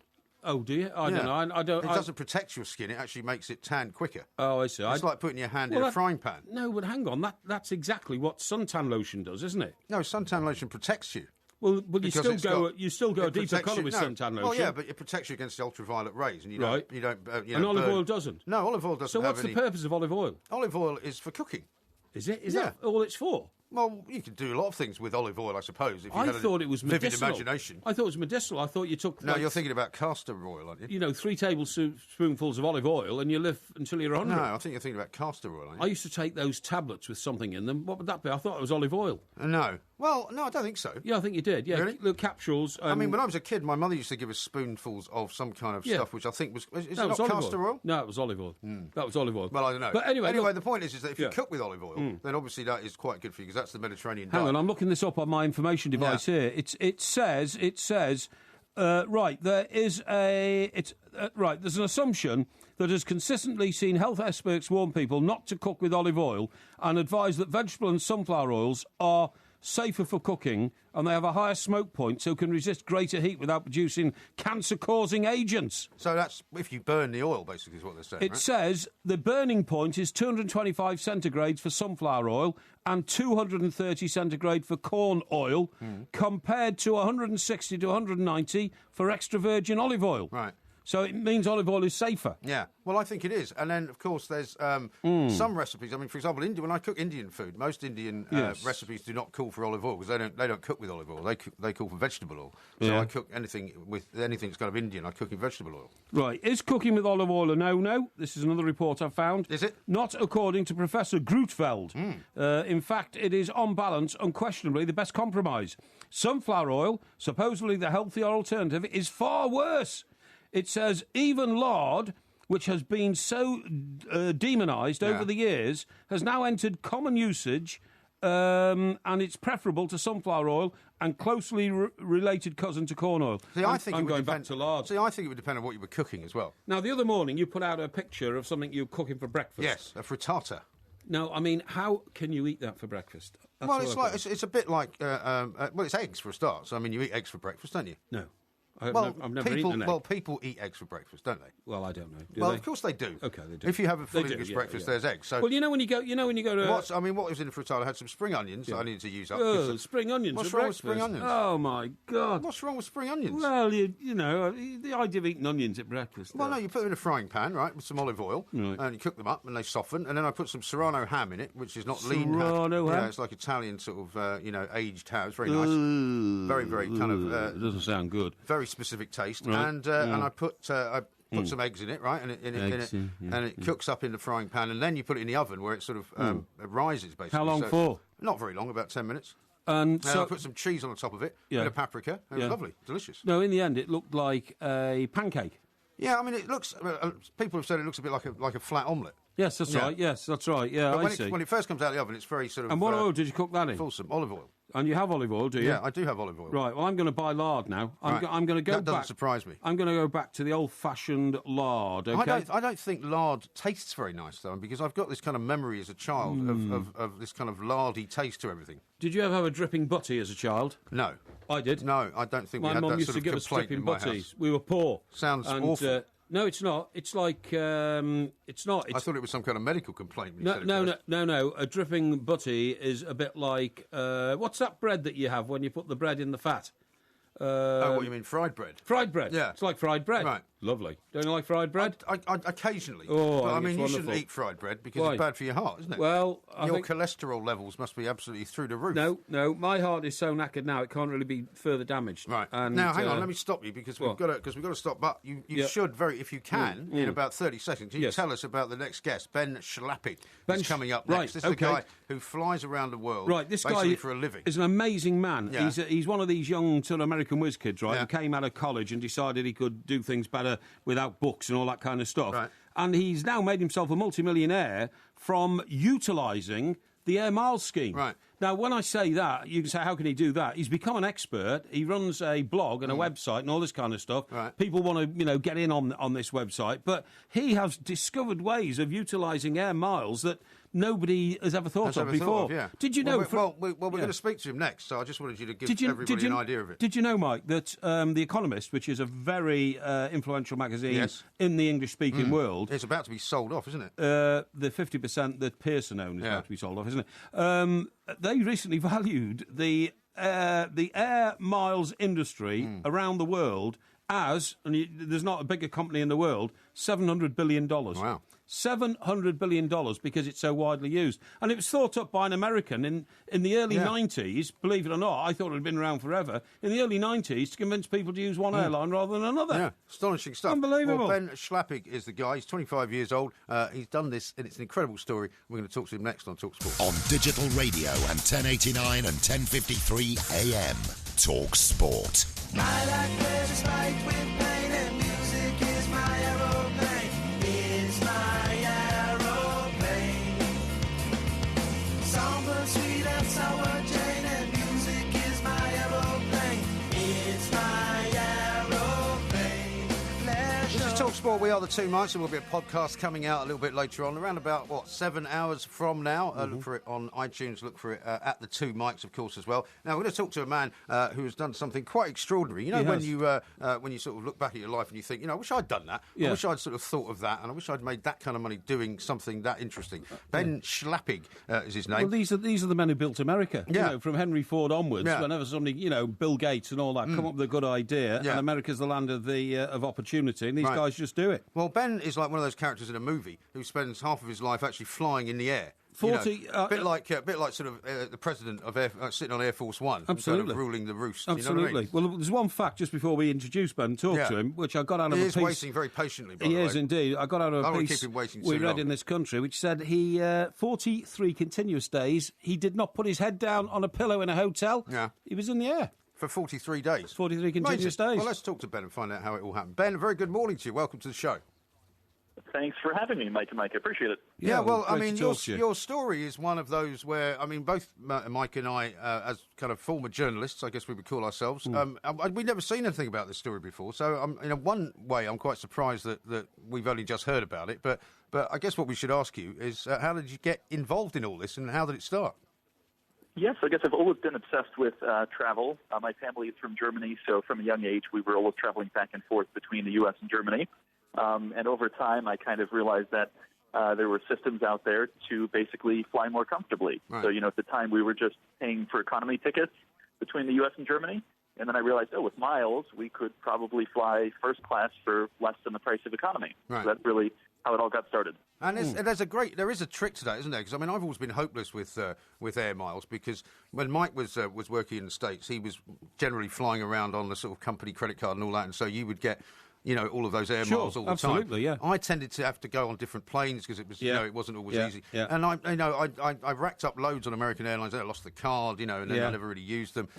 So what is the knack? I mean, is it something that you share with other people, or is it just something that you keep to yourself? Yeah, no, I mean, that's what I do. So my blog, 1 Mile at a Time, I basically share the best ways to earn miles. Keep in mind that nowadays, over half of the miles in circulation are earned through things other than flying. Right. So kind of my approach to life with everything is that if I don't earn a mile from it, I don't do it. So whether it's picking a restaurant or a hotel or, even buying something, I'm always looking for ways to earn more miles for doing that. And there's kind of so many techniques out there to do that. And that's kind of my, I guess, obsession and job. Ben, it's an incredible story because you walk onto aeroplanes, you go into first class all the time, you make a living out of doing this, but it must have been difficult. How did you build up your first bank of air miles, which was the currency you must have used now to expand and expand? I mean, presumably going back and forth to Germany. Well, yes, but what I'm saying is, for instance, Ben, in a piece I read about you, you took out a subscription in dozens of credit cards because these credit cards were offering, starter air miles, 10,000, 20,000, all this. I mean, it seems to me you found a niche in the market which almost anybody could have done if they'd have concentrated properly. Exactly. So the credit card companies in the U.S. give big sign-up bonuses. So basically, when you apply for a credit card, they'll give you 50,000 miles, sometimes even 75,000 miles. But actually, my obsession goes back much earlier than that. So when I was 15, I sat down with my parents, and I basically outlined a way that I could fly and kind of do this, what we call mileage running, which is flying for the purpose of earning miles. I explained kind of how I could do that, and that we would be flying first class every summer to Germany for less than they were paying for economy. So, and then you were getting the first class miles then, presumably, as well. Exactly. So every summer we flew then first class. Yeah, that's incredible. And when all this got going and you started, did you then realise not only was it making your life more comfortable in flying, but you could make a business of it? You started a website or a blog. You then found there is a currency of people around the world who wanted to know how you did it, and you became the leader in the market. Is that right? Yeah, I mean, to be honest, never in my wildest dreams did I think I could make a living kind of doing what I love. I always viewed it as a hobby. So I've been writing my website now for about 7 years, and for the first few years I didn't make a dime doing it, which I enjoyed it just as much. And then I kind of realized that I could also try to monetize it and make a living doing it, and it's worked out incredibly well. And I'm fortunate that I can do that. And have you got air miles with sort of lots of different airlines? Do you concentrate on one? I mean, how does it work? Do you try and build them up with one airline, as it were, and then move to another one? I'm all for diversifying, so I have at any given point usually about 5 million miles, and that's even though I'm trying to redeem them as quickly as I can. Right. So I have them across 20 airlines, all kinds of hotel chains. But I, try to have it with as many programs as possible. And do you try and keep a sort of a balance that's pretty high? I mean, could you tell me? I mean, is it always like that though? Is it always 5 million? Yeah, I mean, so the thing is, 5 million might sound like a lot, but I think it's not quite that much because it's spread across so many programs. So my goal is always, I don't want to have very many miles in any program because miles always devalue. So it's kind of like having cash, but not earning any interest on it. That over time, those miles get less valuable. So my goal is always to earn them as quickly as possible, and then again to redeem them as quickly as possible. So I don't try to, at least by design, I try not to have too many miles at any given point. On the monetarisation of your blog site, Ben, how did that come about? Is that because people started sponsoring it, or did you start charging with a firewall for your information? Or, I mean, how did you... You've just been reading up on new technology. Firewall? Goodness me. No, exactly. Extraordinary. How did you make it work? Yeah, I mean, it's simply a function of volume. That I have quite a few readers every month. Several million page views. Yeah. So I make money through a combination, basically, of impression-based ads. Right. So just purely the number of people that visit my site, and then I also do some marketing with companies. So affiliate marketing. So I promote some travel products. I see. It's a combination. What is it? I see. It sounds very clever. No, but I can tell. I'm sorry about this, Ben, but I know this guy very well, and when he starts to drift off into things like I see and okay and great, it means he's not really listening to you. So he's kind of drifting off. But do you mind if I ask him a question? Well, listen, I know something about it that you don't, so I was going to ask Ben this. Ben, right. Have you got any firewall questions? No, hang on, Ben. You have become the scourge of the airlines, haven't you? And one reason for that is early on in your career, again, reading this piece I did about you, you spotted small little defects on aeroplanes, like if the bulb above your seat had gone, and you knew then, through reading the rules on airlines, if you complain about the smallest defect in your flight, you get actually compensation from the airline. Oh, sometimes in air miles. Yeah, I mean, absolutely. So nowadays, I don't remember the last time I've complained to an airline, but back in the day, yeah, I mean, the reality is that the airlines have, systems they use to, determine when something's wrong, what that's worth. And, that's the way a lot of people get a lot of miles is through certainly complaining to airlines and also, providing feedback that does often result in miles or vouchers. Right. It's quite time consuming, but if it's your job and you're making a living out of it, then good luck to you. But what about the airline's attitude towards you, Ben? Do they hate you? Do they see you as a sort of a drain on their profits in some way? I mean, I think in many ways it's the opposite. Keep in mind, in the U.S. at least, the frequent flyer programs are huge, huge businesses for the airline. They are profitable in and of themselves. So it's not a cost center, really. It's a profit center. And I'd say that, people like me are kind of the biggest advocates for the frequent flyer programs. I'm a huge supporter of what they do, and I think they have brilliant business models. And, I think they appreciate how engaged and passionate some members are. So I think for the most part, they look pretty favorably upon us. And is it right that you basically live in hotels full time? You fly 400,000. No, he lives in first class cabins most of the time. Well, yeah, but I mean, he's not on a plane constantly, obviously. Well, but, a lot of the time. Well, how about I ask him the question and he can answer it? Good idea. Instead of you answering it. Good idea. I mean, I am voluntarily homeless. So okay. So I mean, that must save you quite a lot of money in taxes, apart from anything else. But I mean, do you have to be based somewhere? Do you have like a sort of a hub that you go from? And when you fly, are you flying to places literally just to go there and come back, or do you spend time there? How does it work? No, I mean, so nowadays I don't have a home base. Literally every week I try to go somewhere new, and I don't really. It's kind of fun just to keep going. So I've been doing this now for about 18 months that I've been living in hotels full time, and it's been an amazing experience so far. Do you have like stuff somewhere in storage? I mean, the stuff that everybody has, or do you just not have stuff? When I moved out of my apartment, I realized that there's so many material possessions just kind of that I accrued that are just garbage. So I got rid of most of it. I sent some of it to my parents. And now I just live out of a single carry-on. So I have a carry-on and a laptop bag, and that's it. That's a fantastic way to live. Sorry, let me get this straight. You are literally not even man in a suitcase. You are man in the hold-all strapped across your shoulder. Exactly. Well, checking bags with the amount I fly, that would take, hundreds of hours a year waiting for my bag. Yeah. And that's not worth it to me. So you just walk on and off these planes, you take the best seat in first class, you might fly from the west coast of America to Japan and back, and that's your sort of working day, yeah? That's the idea in theory. The thing I should mention is that, the goal with all of this is to see new cities and see new places. So usually I am traveling and I'm staying at the destination because that's the fun in all of this, is getting to experience a new city every few days. So I don't fly quite as constantly as I used to. So I still do over 400,000 miles a year, but I always try to spend a few days on the ground when I'm in a new city. Right. You must have How many cities have you actually been to? Yeah. If there's a number. I've been to over 50 countries. I couldn't tell you how many cities. I mean, I've been to most major cities. Sure.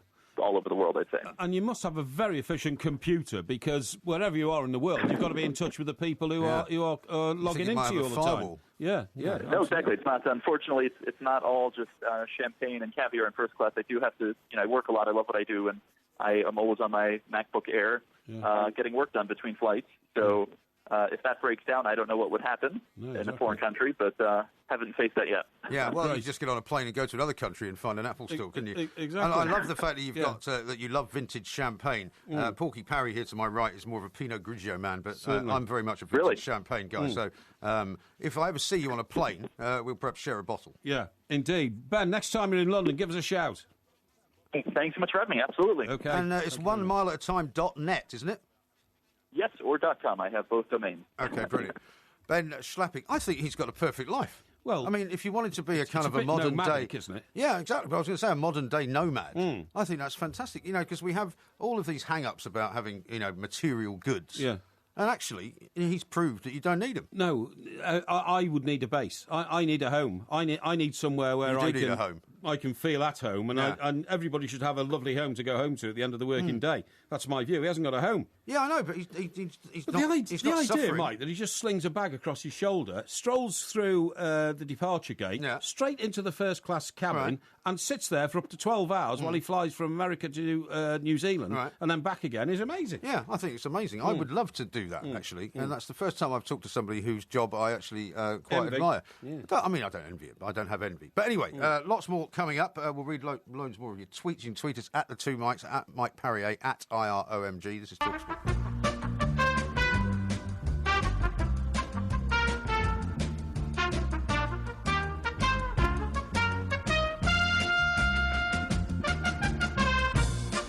Very eclectic mix of music tonight. From it's the great, guys isn't it? Yeah. So you know that one? That's Spanish. Yes. Not Harlem. No, not Spanish Harlem. No. Town in you got the first Spanish word. Harlem. Second word. Spanish... Second word? I don't know, go on. Flea. Spanish flea, okay, yeah. Well, I don't know why it's called the Spanish flea. Now, listen, the reason that I asked...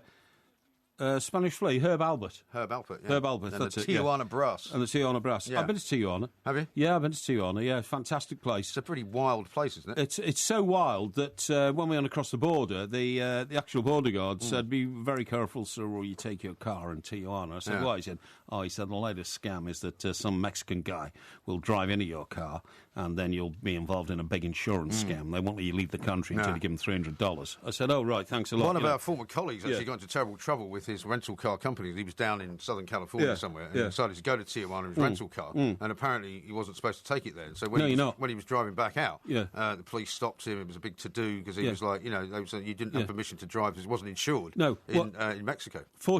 Because of the border guard, fortunately, we left it in a compound just the other side of the border, and we got a bus into town and back. Yeah, very wise. You don't take your car. Now, the reason we're playing that is because, and my heart bursts with pride when I say these sort of things. Well, you don't want your heart bursting too many times. No, exactly. But on this day in 1588, Sir Francis Drake, having been told of the sighting of the Spanish Armada, put to sea after interrupting his game of bowls with the English fleet and decimated the Spanish reduced it Armada. by 10? Eh? Reduced it by 10? Reduced what by 10? The Spanish Armada. Do you know how many ships there were in the Spanish Armada? I don't know, 600. No, it was about 350. No. But they came from all directions. They came from around Cadiz, they came from down from Scandinavia and everywhere to try and finish off England. And they didn't, because although they were huge, massive ships, I mean, literally... Galleons, yeah.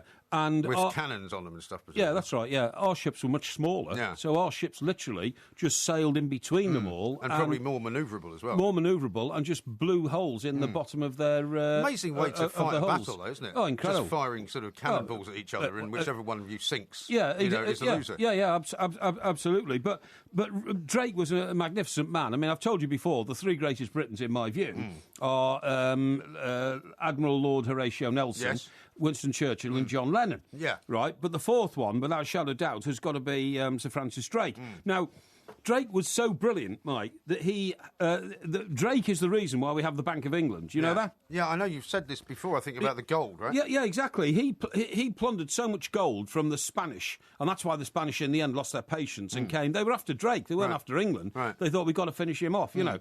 And they knew where he was, on Plymouth Hoe, because there were a lot of spies in this country, Spanish spies at the time, romancing English women. Oh, really? And finding out about Drake. Quite a fascinating period in history. Really. Oh, yeah, absolutely. But he was sailing up and down in the Caribbean and robbing the Spanish blind, robbing their ships, robbing the gold.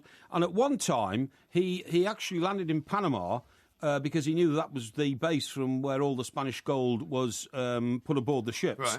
And he took an expedition and actually crossed Panama for the route of what is now the Panama Canal to get to the other side, to ambush the Spanish as they were collecting their gold. And then, with a team of donkeys, he brought it all back to the other side of Panama. We're talking about like 300 miles here on foot in the 1580s. Yeah, because that's why they built the Panama Canal. Exactly, right.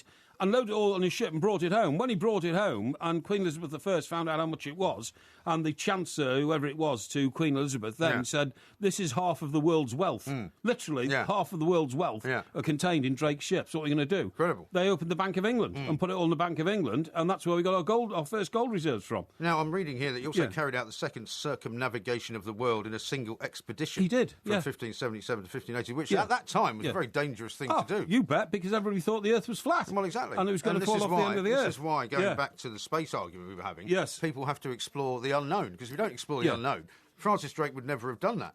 No. Well, in a way. But I mean, he was far-seeing. But I mean, what a great man he was. You know, and by the way, died of dysentery. It's the mystique about his death is incredible. He died of dysentery, and he insisted on being buried at sea in a lead-lined coffin, which he took with him. Why lead-lined? Lead-lined, really, because he didn't want the water to get in and all that kind of stuff, you know what I mean? But what I'm saying is, he took this coffin with him on every voyage he went on, because he knew that his end would come at sea, and he wanted to be buried at sea, you know, and all that kind of stuff. And to this day, they cannot find Drake's coffin. So was he buried out sort of in the Caribbean? Puerto Rico, San Juan? Yeah, somewhere out there in the Caribbean. They don't actually know, but I mean... Because it says he died after unsuccessfully attacking San Juan. Yeah, that's right. That's right. 20 or 30 expeditions in the 20th century alone tried to find Drake's coffin because it was literally dropped over the side of the ship and it sunk to the bottom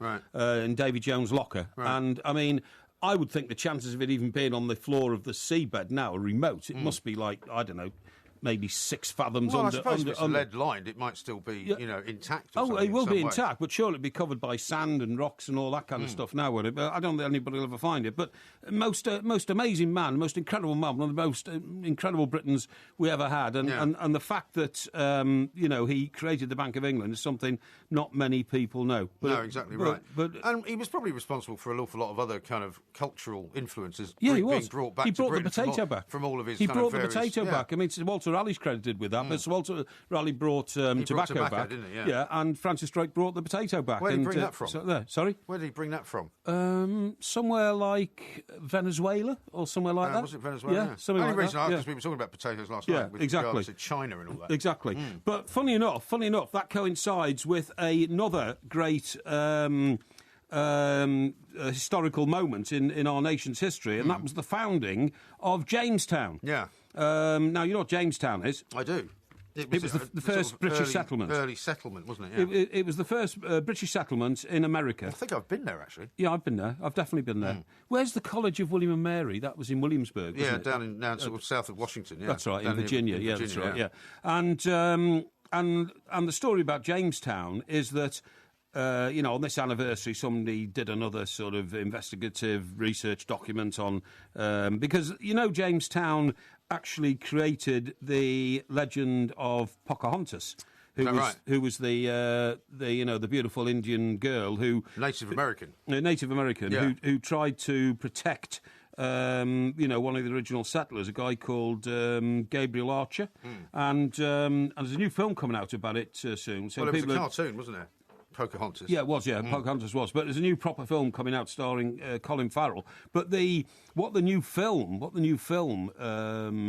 explores is whether or not cannibalism was involved. Right. Because there was only them although they're called Native Americans now, they were Indians. Yeah. They were Native Indians then because they were like another civilization, all that kind of stuff.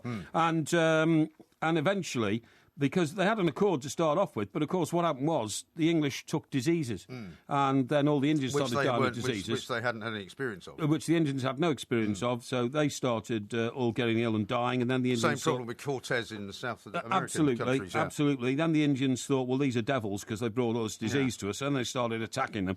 And in the end, they lived in a colony which they had to defend from the Indians, and they all died of starvation and then started eating each other. And No, I'm afraid they did. They started eating each other? Yeah. No, surely they didn't eat each other if they were suffering from disease. You wouldn't want to eat a diseased human, would you? Well, you wouldn't eat a diseased pig. I think when you're mad with hunger, you eat anything, don't you? No, you wouldn't want to eat bark something... off a tree or anything. Well, that's what they do in North Korea. Yeah, apparently. North Korea, everybody's told, if you're hungry, go and eat the bark off the tree, which is a terrible fate, isn't it? But mind you, they just re-elected old Kim Jong-un with a 97.7% turnout, didn't they? That's a surprise, isn't it? Let me tell you something about the earliest days of Jamestown. No, I want to read out some tweets and texts. Yeah, good idea. Go on. Because I'm getting a bit bored with Jamestown and all his history lessons. Right? Okay. Here's one from Des. It was 1619, by the way, the year Jamestown was founded. Oh, was 1619. Okay. Fascinating. Yeah, go on. Yeah. Great. Des says this. Old MG, it would have been cod liver oil your mum was giving you at night. It was absolutely awful. Yeah, and here's one from Des as well, who says Distant Drums was by Jim Reeves. Jim Reeves, that's right, yeah. And lots of people are actually coming in with this cod liver oil because they all had to suffer the same thing. Yes. Now, listen to this. You'll like this. This is from Indy, who's a Man United fan. Evening, gents, he says, just to say, I'm just going to stick up for Porky, because other people in touch with your show are saying he waffles about various things and he sounded confused earlier. What? I must say, in my opinion, Porky is one of the wisest voices on radio. Thank you. And when he's not fully aware, up to date on something, he actually goes away and does a bit of research. Exactly. And reading. Yeah. Then comes back a day or two later with some good points and knowledge. Yes.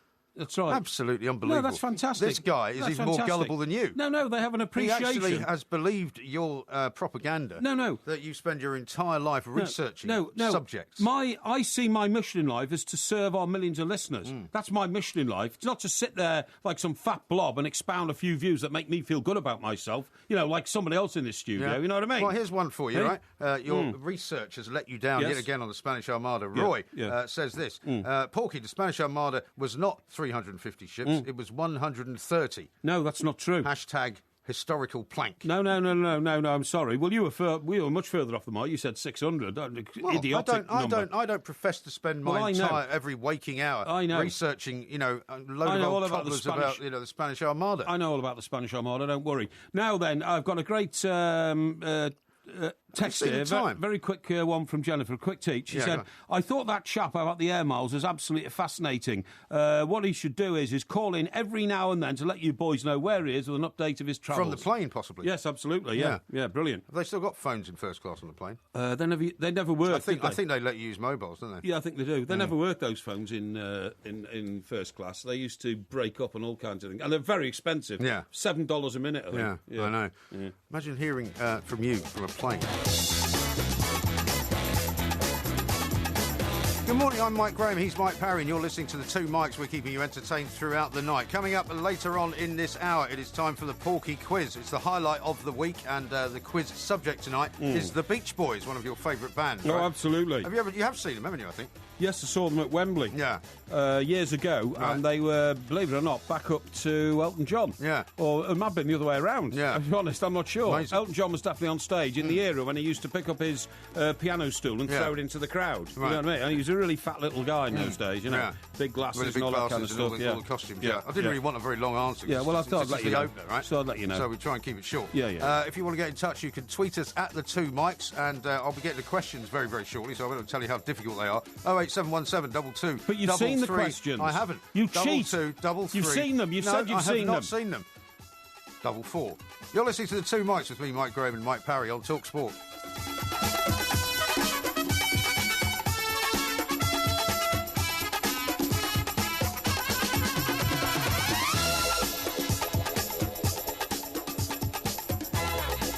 There will, of course, be a podcast coming out a little bit later on. We're also going to have a look at some of the stories on the back pages in a moment. A couple of historical corrections are coming in. Right. The professor says this. The Spanish Armada complement of the fleet was this. 132 ships, 8,766 sailors, 21,556 soldiers, and 2,088 convict rowers. Isn't that amazing? Yeah, I'm sorry. You look at those numbers. You couldn't have got that number of troops and soldiers onto that fewer ships. Well, you probably could. No, you couldn't. Why not? Because the ships weren't that big. Yeah, well, and anyway, you said the Spanish ships were big. Well, they were bigger than the English ships, but if you look at HMS Victory, right? Have you ever been on HMS Victory? I have, yeah. Right. That was about the general size of a galleon, wasn't it? I thought galleons were bigger than that. No, galleons weren't bigger than that. They were about that size. You said galleons were bigger than the English ships. Yeah, they were, but the English ships in Drake's day were much smaller than HMS Victory. Okay, all right. Well, that looks like a pretty... HMS Victory was built in 1780. But don't forget the professor's a professor of history. Yeah. Well, I respect the professor. But I mean, he might not have counted all the associated ships that came with the Armada, because the Armada wasn't just Spain; it was Europe. Oh, okay. So I mean, there were Dutch ships and there were Dutch Armada. Well, no, it's the Spanish Armada because it's like Waterloo, and the number of armies at Waterloo were far more than just the French and the English. Sure. Yeah. Roy says this: Porky, it was Henry Morgan who took his men across Panama and sacked the city. Yes, it was, definitely. But I tell you that Sir Francis Drake also did a cross-South America journey and robbed the Spanish of their gold and actually seized the mule trains that were taking the gold to the Spanish port and diverted them to our port and brought it all home. Right. He brought home half of the wealth of the world.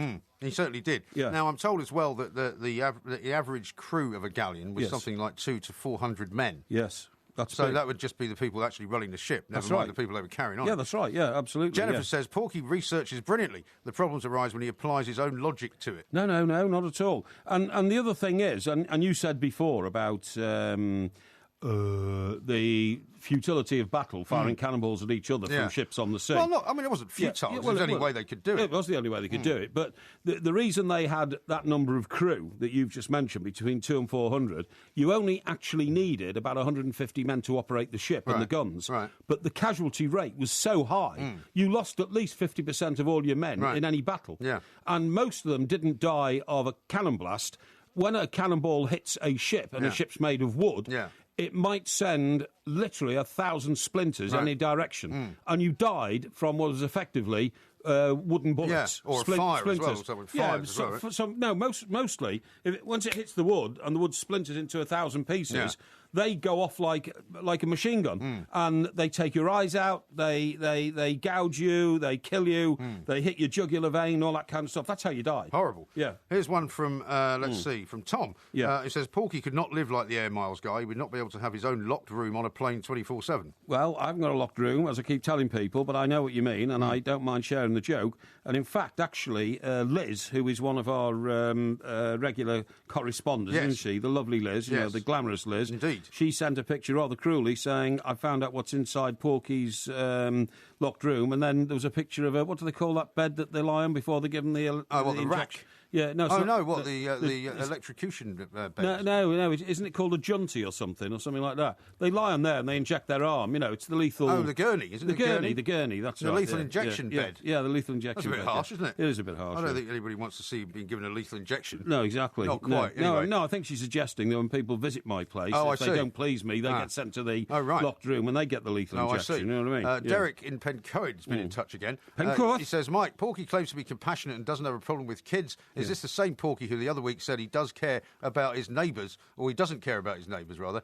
He is a hypocrite, he says. No, no, that's not true at all. I care very much about my neighbours. No, I think we should all live in you don't care about your neighbours. in societies where we support each other. No, I do. You're always complaining about your neighbours. No, I'm not. The only thing I complain about is a neighbour who's got a cat who keeps jumping over its wall. What's any cat update? Oh well, I've got anti-cat measures now, which have proved to be very successful. They've been successful. So you haven't seen the cat for a while, then? No, absolutely not. Excellent now listen, we were going to talk about what's going to be on the front pages tomorrow morning. Yeah. And one story which is great, written by David Maddock. I'm not claiming the glory for it. It's on the back page, actually. It is on the back page. Yeah. And David is a very, very well established reporter on the Daily Mirror, looking after the north of England. I'm going to ask you about this because when you do the paper review with Mr. Alan Brazil, there are two things that I've noticed about it, right? Okay. One, you always big up every single journalist that writes anything. Why not? And you always say that, he's a very well-established man or whatever. Why do you do that? Because they're part of the profession I used to be part of, i.e. the newspaper world, newspaper industry. Yeah. I still regard myself as a journalist, but I'm a communicator these days,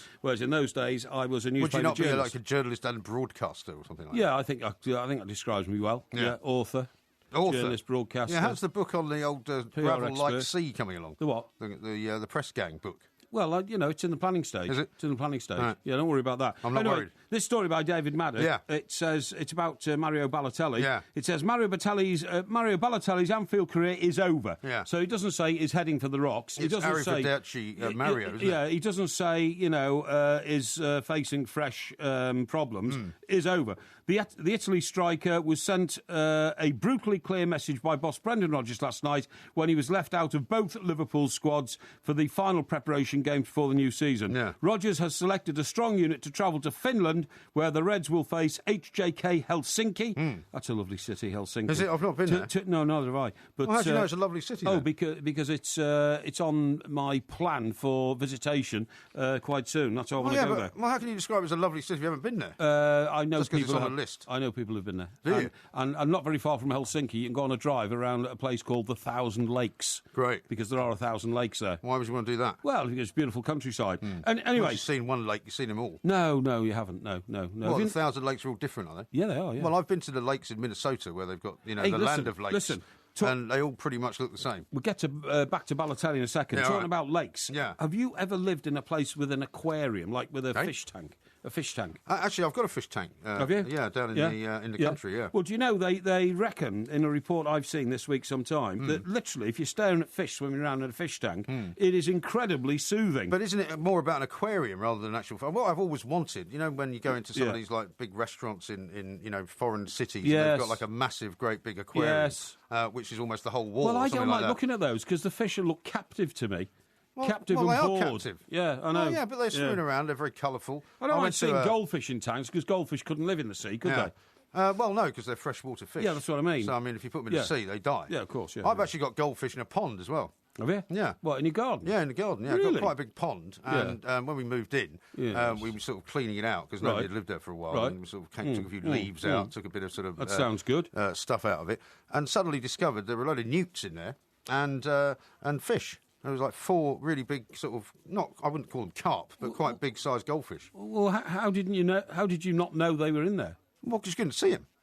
Well, hang on, there's supposed to be quite a big pond if you can't see a big goldfish in it. Well, no, it's not like a swimming pool. The water is sort of quite murky in a pond. So have you cleaned the water out? Yeah, the water's now clean. You can probably now, if you go and stand by the pond, you can see the fish. But at that moment in time, we couldn't actually see them. Sounds good. Yeah. And I don't know how long they've lived there, and I don't know how old they are, because nobody can answer that question. What do the newts turn into? I don't think they turn into anything. No, don't they turn into frogs? No, that would be tadpoles. That's what I mean. Well, that's the same thing, isn't it? No, newts are not tadpoles. So well, hang on. If a tadpole turns into a frog, I can understand that. Yeah. What does a newt turn into? Into a prince. No, don't be stupid. Right, so what does a newt turn into? I don't think a newt turns into anything. Well, it must do. A newt can't stay a newt all its life. Why can't it stay a newt? Because it's a pointless existence. Why is it a pointless existence? Because being a newt has been a nothing. It's nothingsville. Well, I mean, you could say that about many things. No, you can't. No, you can't. I mean, what's the point of being a hamster? Well, a hamster's a little creature with legs and teeth and a mouth and eyes and that kind of stuff. Necessarily but mean a newt is just a newt. A newt is nothing. A newt is a blob. It must turn into something. No, it's not. It's a newt. It's an amphibious creature. No, I don't believe it. And it just continues to remain a newt. Yeah, but a newt is very similar to a tadpole, right? No, it isn't. No, look, you'd have to have an expert eye to tell a newt from a tadpole. No, because they look exactly the same. Tadpoles have got little tails. Newts have got little legs because they're kind of amphibious. What? They've got little... What do you mean, what? You don't know anything about what you're talking about. What, you don't understand that a newt has got legs? No. They're like I've never seen a newt with legs. How many newts have you seen? Lots. Lots of newts? Yeah. Where do you see them? I don't know, pet shops and that sort of thing, you know. When was the last time you were in a pet shop? Well, I looked in the window. How much is that dog in the window? This is the guy. You go walk down the high street, you look in the window of the kebab shop. Yeah. You look in the window of the pet shop looking for newts. Yes. Then you get to the church and you stare strangely at the people getting married. I mean, you spend your life just wandering about. I mean, you talk about a useless existence. Hang on, mate. Don't you remember what the creed of our profession is? What? Be a trained observer. Yeah, I know, but you can't just wander about staring through windows. So if you're not a trained observer, you're not doing your job properly. Right. I'm constantly on the job. Yeah, are you? Yeah. I doubt that very much. This is Talk Sport.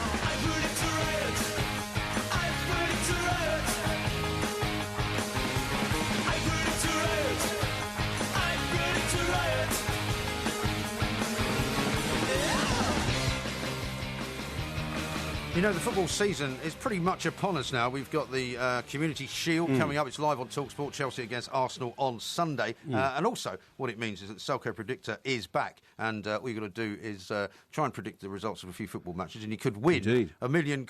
And if you register this week, I'll tell you a bit more about it later, you could win £500 just for registering. We'll tell you how to do that. Yeah. What we've been doing as well, to sort of go along with the Selco Predictor, is get you to predict things. And you've been crowing all week about your cricket prediction, right? Yes. And I have to say, you know, once in a blue pretty moon, good, wasn't it? Once in a blue moon, you get it right.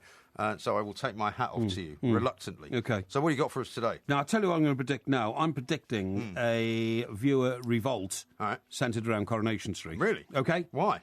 I'll tell you why. Because they introduced a new character, and it was played by, I think, the best-looking woman I've ever seen in Coronation Street, Sarah Harding. Okay. And Sarah Harding came from the girl band, didn't she? Girls Aloud, right? Yes. That's the one that Cheryl Cole, or whatever she's called. Cheryl Vaziz. No, I don't know what her second name is anymore. Her name is. I've lost track. Right, so... She's very thin, all I know.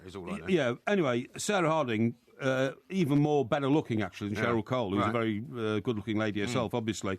And she came in, and she was a character called Joni, the estranged wife of Robert, who was, in turn, the estranged husband of Tracy, who is the villainess of the whole show. You know what I mean? Right. But Sarah Harding turns up as the estranged wife of this guy. and she starts banging on doors and kicking doors down. I want my husband back and all that. She starts taking on Tracy and all that kind of stuff. But the thing is, what is so interesting about it, if you're a Coronation Street aficionado, is that one of the main characters in Coronation Street these days is Kim Marsh. Right. Now, Kim Marsh, who plays... You've lost me now. Well, what exactly are you predicting? I'm predicting a viewer's revolt. What do you mean, people are going to stop watching it? They're going to start protesting. They're going to say, bring back Sarah Harding. She plays the character, as I've just told you. Because they've limited the number of appearances? Well, I thought she was going to be in it long term. Right. And the thing is, what I think they're trying to do in Coronation Street is match the glamour factor of Emmerdale, which is the soap opera which precedes it most nights. I've never thought of that as particularly glamorous. Oh, it's very glamorous indeed. Emmerdale, which used to be called Emmerdale Farm. Yes, that's right. Nothing glamorous about a farm, is it? Fraser Hines used to be in those days. Remember that? No. Remember Fraser Hines? I've never watched it. Yeah, and used to be about a farm. I don't watch soap operas. Used to be about a farm. It's now about a village called Emmerdale. Right. Now, what I was going to say is that I thought, this is brilliant. Whoa, fantastic glamour in Corrie, Sarah Harding. Anyway, 4 episodes later, suddenly they announced that no immediate plans for her to return to the series. Was she only been in 4 episodes? Only been in 4 episodes, yeah. So like a sort of cameo? Well, no. She was a main character. I thought she was going to be a main character. I thought they were going to introduce her as a main character. Now, the reason I mentioned Kim Marsh is Kim Marsh, she plays Michelle Connor, right? And she came from another pop group called OK or Osei or something. What were they called? Hearsay. Hearsay, that's right. That was the one that the other beautiful girl was in. I don't know. I'm starting to lose track with all these beautiful girls from bands. The beautiful girl singer from Hearsay was the girl in the white bikini in... Mylene Class. Mylene Class. So Mylene... She wasn't in Hearsay. She was. Was she? Yeah, she was, yeah. Really? There was Mylene Class, there was this Kim Marsh. I remembered that when I met her at Piers Morgan's party. And then there was some fat, ugly kid, don't you remember? No. Who couldn't sing. I don't... this stuff goes in and out of my head, and I don't retain any of it because it's all fluff, honestly, and it's all nonsense. Hearsay was it's the sort of popular culture that is ruining this country. Hearsay was a put-together group, right? Beautiful girls, but for some unknown reason, this really fat, ugly kid who couldn't sing and looked completely out of place. What do you have to go? I'm pretty sure. I'm pretty sure that didn't sound like Hearsay. No, that was like Gareth Gates, are you? No, I'm not talking about Gareth Gates. No, nobody's ever heard of him since. Has he been in Coronation Street? No, he hasn't. What on earth are you talking about? I've completely lost track now. What's going on? Well, I'll go back to the start because clearly you've lost the plot, right? Sarah Harding appeared in an episode of Coronation Street, and I thought this is the start of something big. Right. But she's been in 4 episodes, and now she's out. I was about to say 4 episodes later, she disappears. Right. Well, you've said all that. Yeah, I start making inquiries. When she coming back. But I thought the listeners had complained about her. They are going to be complaining. No, but they complained about that's why they haven't kept her in. No. Are you sure? There was some allegations of her being a wooden actress and not very good at what she did. That is rubbish. Well, because when you're as good-looking as Sarah Harding, it doesn't matter whether you can act or not. Well, that's not true, You should be in the show. You should be in the show, in my view. That is clearly not true. And I'm predicting, this is my prediction. I think you've made a complete blunder here. A viewer revolt. No. There'll be a viewer revolt you've on absolutely, you've made a complete blunder here because you got it completely wrong. Because the reason they didn't actually increase her episode appearances is because people complained. Well, hang on, how come you suddenly become an expert on something you knew nothing about 5 minutes ago? Because these are the kinds of things that I have to correct when you don't do your research properly. Oh, yeah, and who's telling you all this, eh? I'm looking at it in the paper. It's in the paper. Oh, really? Oh, yeah, you're looking through the paper now, are you? Well, you don't get things out just out of the paper, mate. You've got to have some thought pattern of your own. Yeah, well, I'm thinking of subscribing to a few ridiculous quarterly magazines to see, like, structural engineering and mechanical stairway making. And as you don't even bother watching Coronation Street, I think you're the last person in the world who, well, in that case, you're the last person in the world who can make any sort of comment about the quality of the actors and actresses. I say bring back Sarah Harding. Yeah, but once again, you're appearing to be Sid the sexist because your whole raison d'etre for keeping her on the show is because you fancy the way she looks. That is rubbish. That's what you just I'm said. saying she's a very attractive woman, and Coronation Street needs an increase in its glam factor, OK? Yeah, but they don't want to just put a load of glamorous-looking women who can't act in it, do they? Emmerdale is more glamorous, Hollyoaks is more glamorous, and Coronation Street is in danger of becoming a little sort of, dull. And connected to this girl because Tracy is Ken Barlow's daughter. from the Daily Mail. Ken Barlow is 83 or something now. Yeah, well, maybe they should ship him out. He's not very glamorous, is he? No. She had high hopes for her career as a soap star, but Sarah Harding's stint on Coronation Street is over after failing to impress the ITV show's fans and critics. As well as the former Girls Aloud singer being slated on Twitter for her acting, it has now been confirmed her character, Jodie Preston's storyline, will not be extended past the 4 episodes she was originally scheduled to appear in. Sarah was always only contracted for a 4-episode cameo role, according to Coronation Street, and there are no immediate plans for the character of Jenny to return. Yeah, so I don't think that's good enough. They've obviously bowed to the TV viewers' revolt already. Yeah. So you predicting one is actually a bit too late. No. They've already revolted. No. They've already revolted. No, there's been a few people so far who said, I don't think she's a very good actress. Now that Granada have caved in to that minimal... She's not that glamorous, is she? She's very glamorous. You think that's glamorous? You're very glamorous indeed, yeah. Now that Granada have caved into that minimal amount of protest, they're going to find what real protest is. Really? Now they've dropped her. I don't think that's disgraceful. True. Well, maybe you should have another campaign. Why are you pointing at me with your pen? Why are you waving around that picture of the Kremlin at me? Eh? Well, I've got a question to ask you about it, actually, because you and David Cameron have got something in common. Oh, well, that doesn't surprise me at all. I didn't go to Eton, by the way. I didn't go to Oxford. No. I've never been Prime Minister. No. Yeah, go on. And you don't live in a very, very nice part of Oxfordshire either, do you? No. I live in a nice part of Surrey and Hampshire. Surrey and Hampshire? Yes. Well, apparently, according to David Cameron, when he was 19, the KGB tried to recruit him as a Cold War spy. Oh, really? Just so like that's you. what we've got in common. So that's yeah, what absolutely. You've got in common. However, you might be surprised to know that rather than, in fact, being chatted to by members of the Secret Service of the Soviet Union, it was a couple of dodgy salesmen who, in fact, fancied him and were gay. No, so actually, they were not trying to recruit him as a spy. Yeah. They were basically just trying to pick him up. So hang on, he was a young English man on doing a sort of year abroad in Russia. So what you're basically telling me is that the KGB didn't try to recruit David Cameron. So we haven't got anything in common, have we? Because the KGB did try to recruit me. What I'm saying is that maybe you fell victim to the same kind of scam. You thought you were being recruited by the KGB, but actually there was something else going on. No. That's what I think. The people who were trying to recruit me, mate, were top professionals, and one of them was a very beautiful woman, by the way. Oh, really? And this was in the hotel lobby / cocktail bar of the Metropole Hotel on Red Square. Yeah. What was her name? Something like Irina. Olga. Irina. I think it was Irina or something like that. Right. You know what I mean? Yeah. But I mean, that probably wasn't a real name because she was a spy. How did you know she was a spy? Well, it was obvious. Why was it obvious? I mean, if you're a spy, it's not meant to be obvious, is it? What did she say she did for a living? She tried to pretend she was a prostitute. She tried to pretend she was a prostitute? Yeah. What are you laughing at? Well, she probably was a prostitute then. Well, I could see through it. You know what I mean? Really? I could see through it. And what was the guy there? Was he a pimp? No, he was. He pretended to be the cocktail waiter. But he.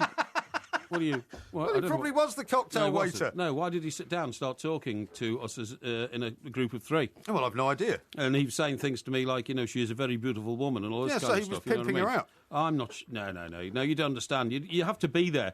You had to be in Soviet Russia to understand exactly what the influences were. So you immediately assumed, because you were so filled with your own self-delusion, that they were trying to tap you up as a spy? I know it. I know it. Instead of what everybody else would have thought. No. Which is that they're going to try and scam me here. No. Get up to my hotel room and take all my money. No. I was warned about it the next day. I'm telling you.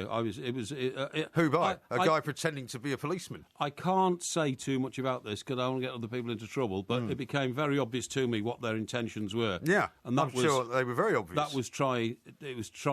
They were trying to make me betray my country. Yeah. Well, everybody knows you're quite happy to do that. Maybe trying to make me betray my moral code as a way to get me to do that. Do you understand what I'm saying? Did you give her a fake phone number?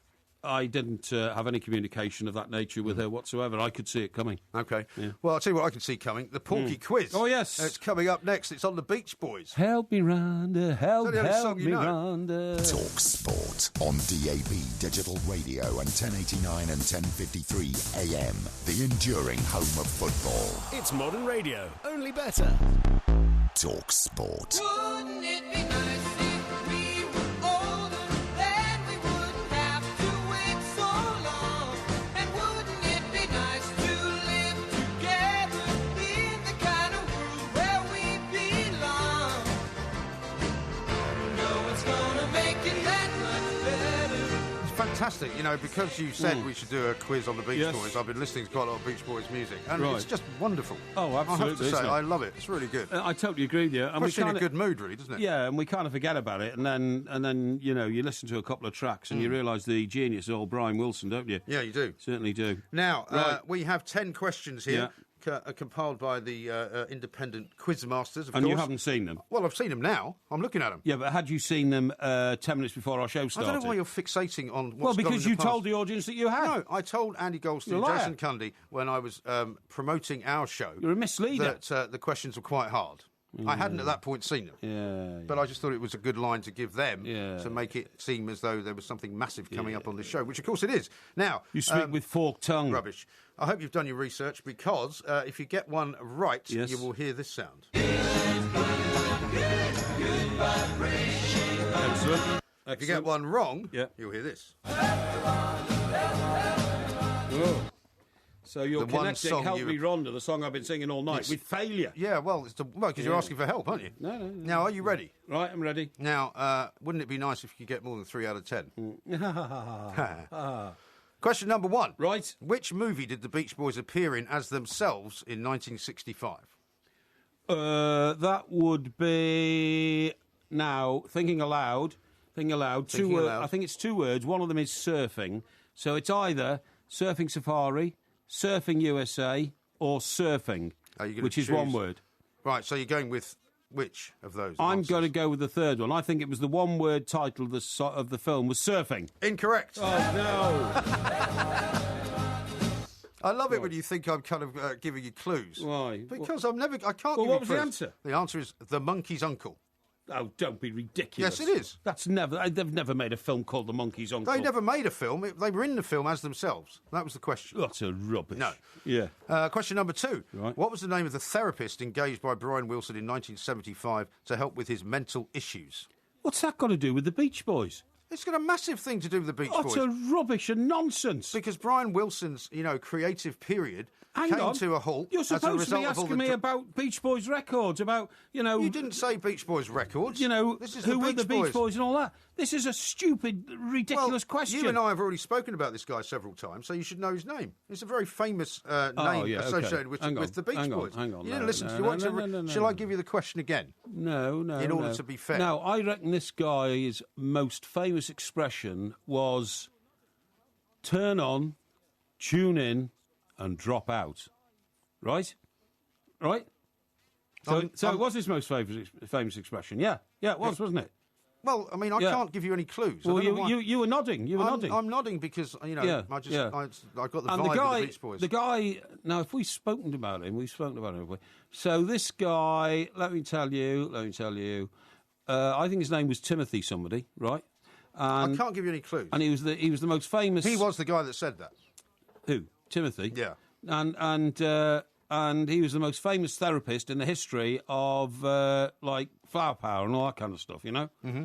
But I don't think it's him, because we've never spoken about him. You don't think we've ever spoken about him? I don't think we've ever spoken about Well, Timothy. you have to give me an answer, because time is moving on. Hang on. It must be, if we've spoken about him, a therapist... Oh, hang on. It could be. Mm-hmm. Could be the Maharishi. We've spoken about him a lot. Mm-hmm. We've spoken about him a lot. Yeah. Maharishi. OK, I'll go for the Maharishi. The Maharishi. Maharishi. Maharishi Yogi. Incorrect. No. The other guy's name was Timothy Leary. Yes. Who said tune in, yes. drop out and all that. It wasn't him either. Right. Eugene Landy was the guy's name. And We've never spoken about anybody called Eugene Landy. Because he was the guy that made him sit in a big sand pit and all of that stuff. I don't even know who Eugene Landy is. Yeah, well, you should have done your research. A rubbish now, question. Question number 3, a musical question. I think you might be good at this. We're going to play you the first line of a song. OK. And then we're going to ask you to tell us what the next line is when it stops, OK? OK. Have a listen. Oh, the second line to the first line. What do you mean the second line to the first line? Well, you want to hear it again? No, it should have been stopped. It should have been stopped after the first line. Why? I really love the way. What is it? No, play it again. I love the colourful clothes you wear, and the way the sunlight plays upon your hair. Right, what's the next line? Hang on, that's the first word. That's That's how it is. It's I mean, that's good vibrations, right? Yeah, that is the song. Yeah. Right. You don't get anything for that. Love the clothes you wear and love the way the sun shines in your hair. I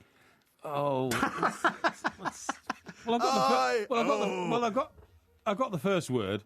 Yeah. Right. Well, I don't know the rest of the. You don't know? Word. No, I wouldn't know unless Good Vibrations were their most famous songs. I know. I'm trying to hum the music. Right. Would you like to hear the next line? Oh, go on. Go on, Doug. I hear the sound of a gentle word. You know, I got that because hang on. The I was so long. Come on, Mike. Rubbish. The I was so long. I'm not giving you that. It was almost the whole of the line. So you think the next line you say I, yeah. and you get the point? I said Get lost. And it went on forever. There's 8 words in that line, right? I don't agree. You can have an eighth of a point. I don't agree. You can have an eighth of a point. I got that. Do you want an eighth of a point? No, I don't want an eighth of a point. Right. I want a point. 0 out of 3. Question number 4. Who famously recorded this cover version? Another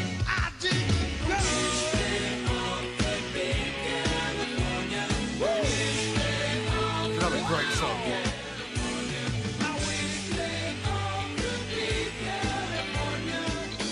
Well, hang on. Is that the cover version? That's the cover version, 1985. That's the cover version. But that's not a Beach Boys question. That's a question about some other group. Stop complaining and answer the bloody questions. Will you stop getting, foul-mouthed to me? You've been complaining about every single question I have, because you know nothing about the Beach Boys. I reckon that was somebody like... That was somebody like Bruce Springsteen. What are you laughing for? It was David Lee Roth. Well, who's David Lee Roth? He was in Van Halen. Oh, what a load of baloney. You must remember the Load video. of baloney. All right, none out of 4. Rubbish. All right, here's one you should get. Question number 5. Yeah. When and where were the band formed? I'm looking for a year and a place. OK, I would say... Well, it's California. That's not good enough. It is. Oh, yeah, the Beach Boys from California? Yeah, really? Yeah. I need a town. It was 61, and it was somewhere... 61 is correct. And it was somewhere like Hopplethwaite or something like that. Or, no, hang on. Hopplethwaite? No, it was... California? It was... Look, you only said where, and I said California, right? Well, everybody knows they're from California. No, they don't. They didn't know That's like saying California. The Beatles were from England. No, it's rubbish. The Beatles from Liverpool. Correct. You don't get anything for that either. No, was it Jamesville or somewhere like that? Hopplethwaite, Jamesville, something. It was... Hopplethwaite, Jamesville? Well, it was something... It was... look, I mean, that's... You know what? California's a huge because place. You're doing so badly, Yeah. I will give you half a point.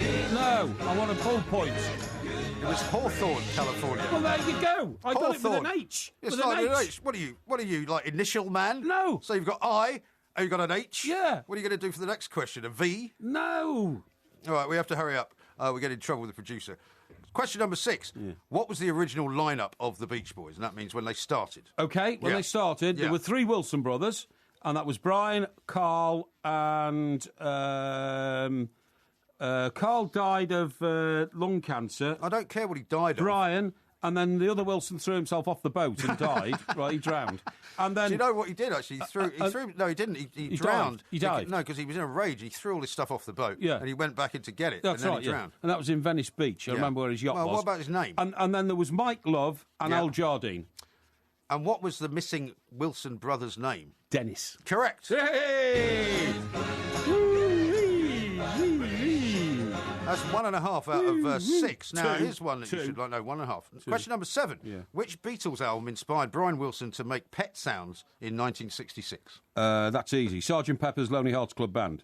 Incorrect. No, that's rubbish. Pet Sounds inspired Sgt. Pepper. No, that's rubbish. Pet Sounds was inspired by Rubber Soul. Oh, that's rubbish. It's not rubbish. That's nonsense. When did Sgt. Pepper come out? In 67. Right. Well, Pet Sounds came out in 66. No, it didn't. No, yes, it did. No, it didn't. No, it took 2 years to make. They started making in 66, came out in 68. You tried that old Believe rubbish me, before. I know that. Question number 8. Yes. What was the name of the band's 50th anniversary album released in 2012? What? Their 50th anniversary album released in 2012. I think it was called The Beach Boys' Greatest Hits. What are you laughing at? You idiot. It was called That's Why God Made the Radio. Well, that's a stupid title. You've done nothing in terms of research. Stupid title. So what have you got? 1.5 out of 8. No, right? 2. Question number 9. Can you name this Beach Boys disco song?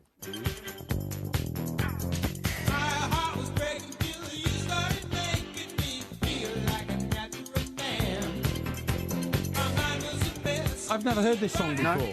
I've never heard this song. Culturally, you are a desert. No, I'm not. I mean, that's a ridiculous question. Why don't you ask me You said you wanted Beach Boys song questions. Yeah. It's a Beach Boys song question. Well, it's a stupid song. Stupid song. So you don't know? No, I don't know. You're going to have a pop at it? Well, you know... What do you think it's called? I don't know. Rock the Beach Boys. I'll tell you what, we'll play you the line from it and then you'll get the call. Here Comes the Night. It's very famous, 12 minutes long. Rubbish. I actually had the 12-inch vinyl copy of this. I've never heard of it. 1979. Nonsense. Okay, so you got 1.5 out of 9. 2. 1.5. I got Let's H and I got California. H and I. Yeah. Right, question number 10. How many worldwide sales have the Beach Boys achieved? And I'm looking for a number. Of what? Of singles and albums. Well, together? Yeah. Sales worldwide. Sales worldwide? Yeah. I would say... And I'll give you a 10% either way. Okay. I would say that figure is 260 million. Incorrect. No. That's one of the worst performances ever. The answer is 100 million. No, it's much more than that. It's not. Much more than that. No. Much more than that. That's rubbish. That's rubbish. Your research has gone all over the place. No. Stupid load of questions. Why didn't you ask me what the first number 1 hit was? What is their first number 1 hit? Round, round, get around. I get around. No, I get around, round, round. It was. I don't think so. Why didn't you ask me that? Why didn't you ask me, for instance, you know, who was the addition to the group when Brian Wilson copped out and all that kind of stuff? I'm not sure, actually.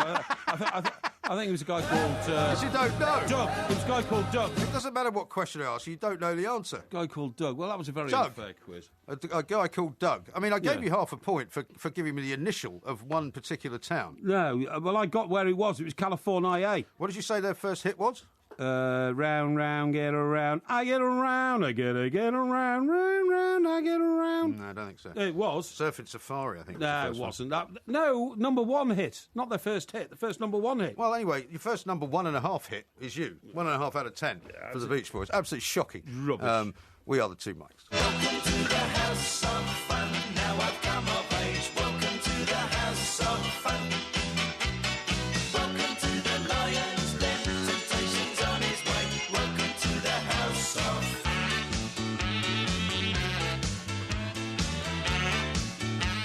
This is TalkSport. We are the Two Mics. There will be a podcast coming out a little bit later on, around about 9 o'clock. Just follow us at the Two Mics. The verdict is in from your loyal band of listeners, and they're starting to worry about you. Craig says, shocking performance from Mike Parry. You've let us down twice this week. No. First on winners and losers. What? Now the quiz. No. Francis says, along with the I and the H Porky got, give him an S and a T to go with them. Hashtag plank.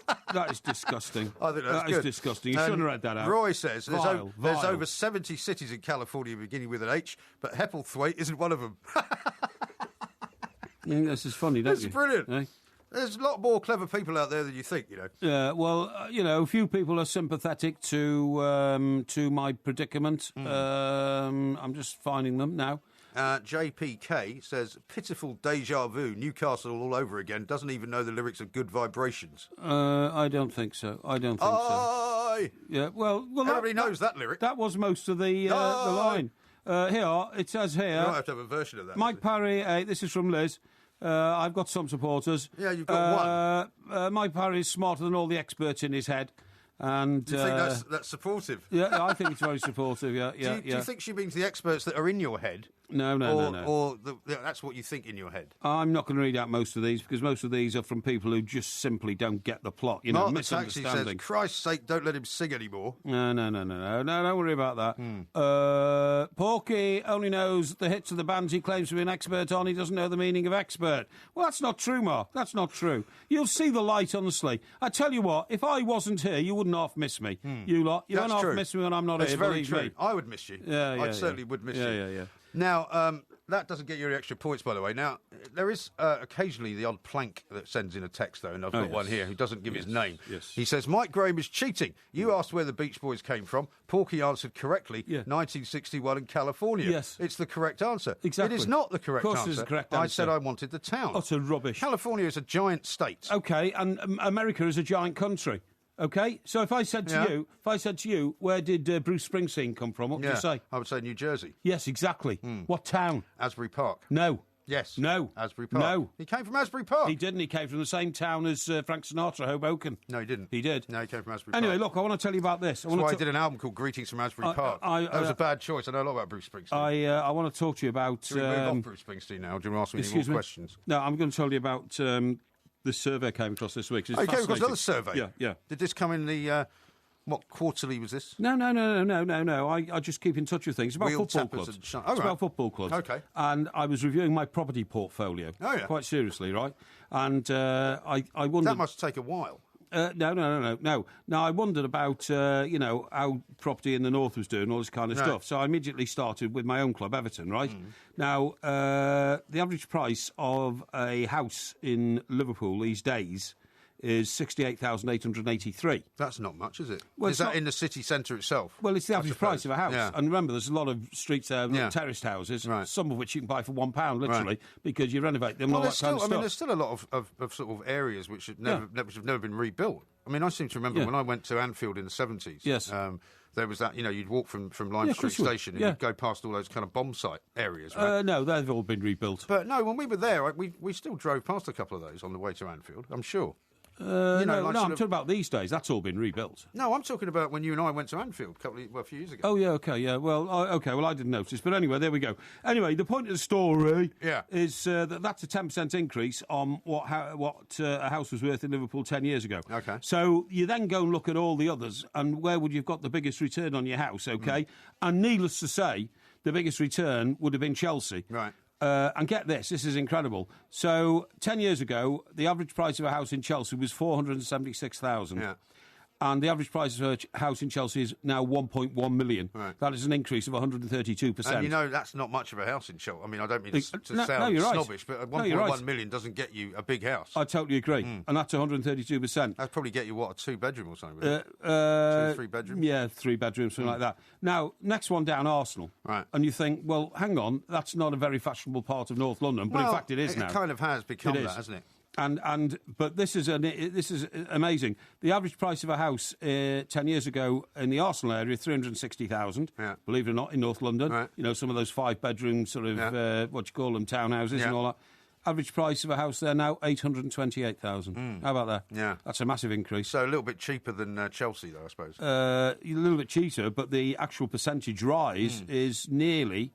It's about 270%. I mean, it's amazing. Yeah. Now then, believe it or not, in third place, Manchester City. Really? Now, yeah, and I thought, how can that be? Because the old main road was in a very poor part of Manchester. Funny enough, I did a story on a guy who was claiming that he had been sort of stitched up by the local council because he owned some property where they were rebuilding all that, the stadium for the Commonwealth Games and all that. Right, was it Manchester Stadium, I think it was called, wasn't it? It was, yeah.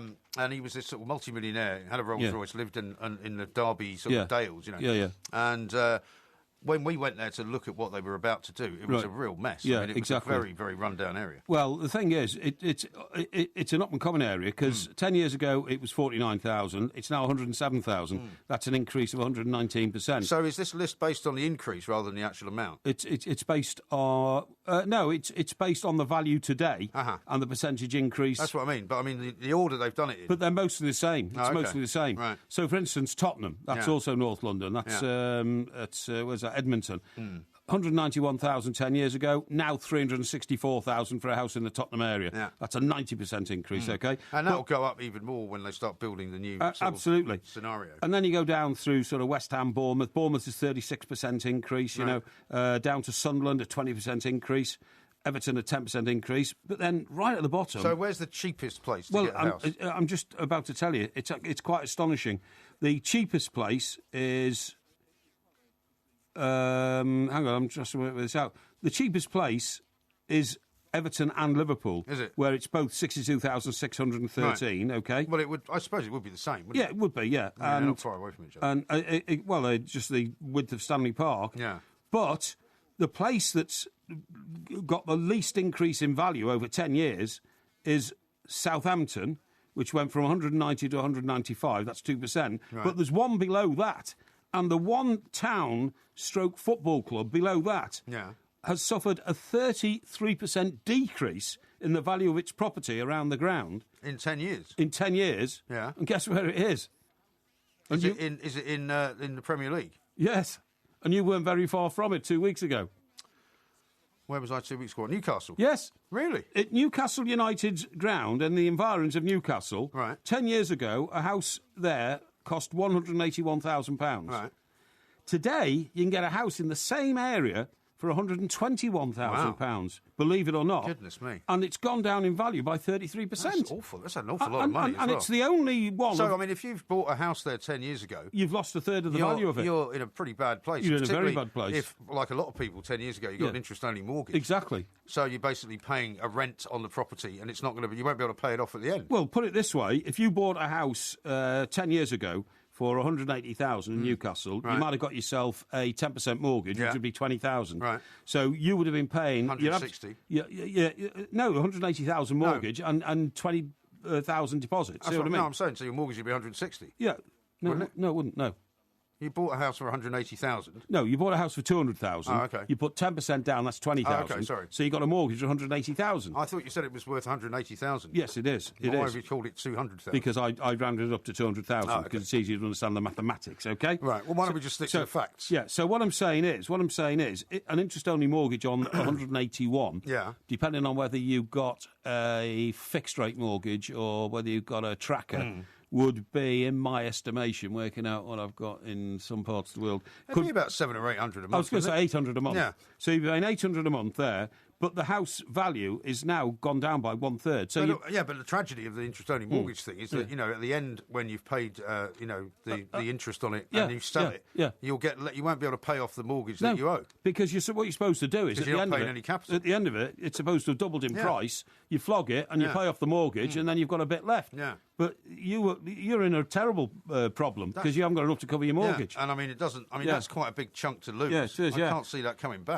But I find that astonishing. Why we were told when we were up there, were we not, that there was quite a high unemployment rate now in Newcastle as well? It's about double what it is in the southeast of England. And I didn't realise the region was in such a parlous state, really. Yeah. But if your house property's gone down 1/3 in 10 years, that isn't amazing. I had no idea that was going on anywhere in this country. And that's quite a fascinating study, actually. It is, yeah. Unlike some of the studies you report on. Yeah, because actually it's basically telling us that out of all of the Premier League football teams, there's only one where the house price has gone down. Yeah. I mean, Sunderland, which is just down the coast, as you know, not that far away, property prices in Sunderland...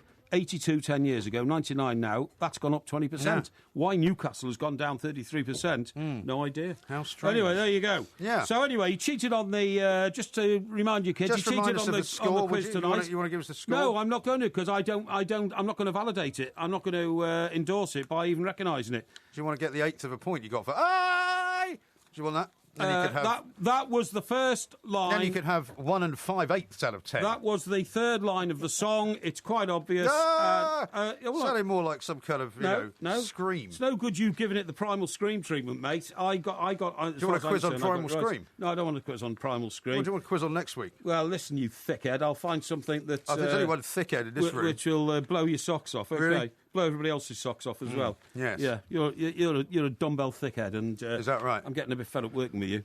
Here's one. Here's one from somebody who doesn't give a name. After that awful performance, Porky, you should have a night of bladderisation and Rogerisation with the KGB in Russia.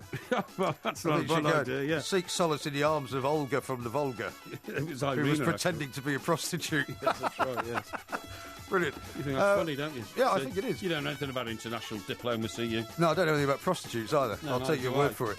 This is Talk Sport. We are the Two Mics. Look at the light! Don't forget to follow the Two Mics at the Two Mics on Twitter and on YouTube. Just look for Two Mics TV. Well, hang on. If a tadpole turns into a frog, I can understand that. Yeah. Right, so what does a newt turn into? I don't think a newt turns into anything. Well, it must do. A newt can't stay a newt all its life. Why can't it stay a newt? Because it's a pointless existence. Why is it a pointless existence? Because being a newt is being a nothing. It's nothingsville. Well, I mean, you can say that about many things. No, you can't. No, you can't. I mean, what's the point of being a hamster? Well, a hamster's a little creature with legs and teeth and a mouth and eyes and that kind of stuff. Necessarily but a mean newt is just a newt. A newt is nothing. A newt is a blob. It must turn into something. No, it's not. It's a newt. It's an amphibious creature. No, I don't believe it. And it just continues to remain a newt. What?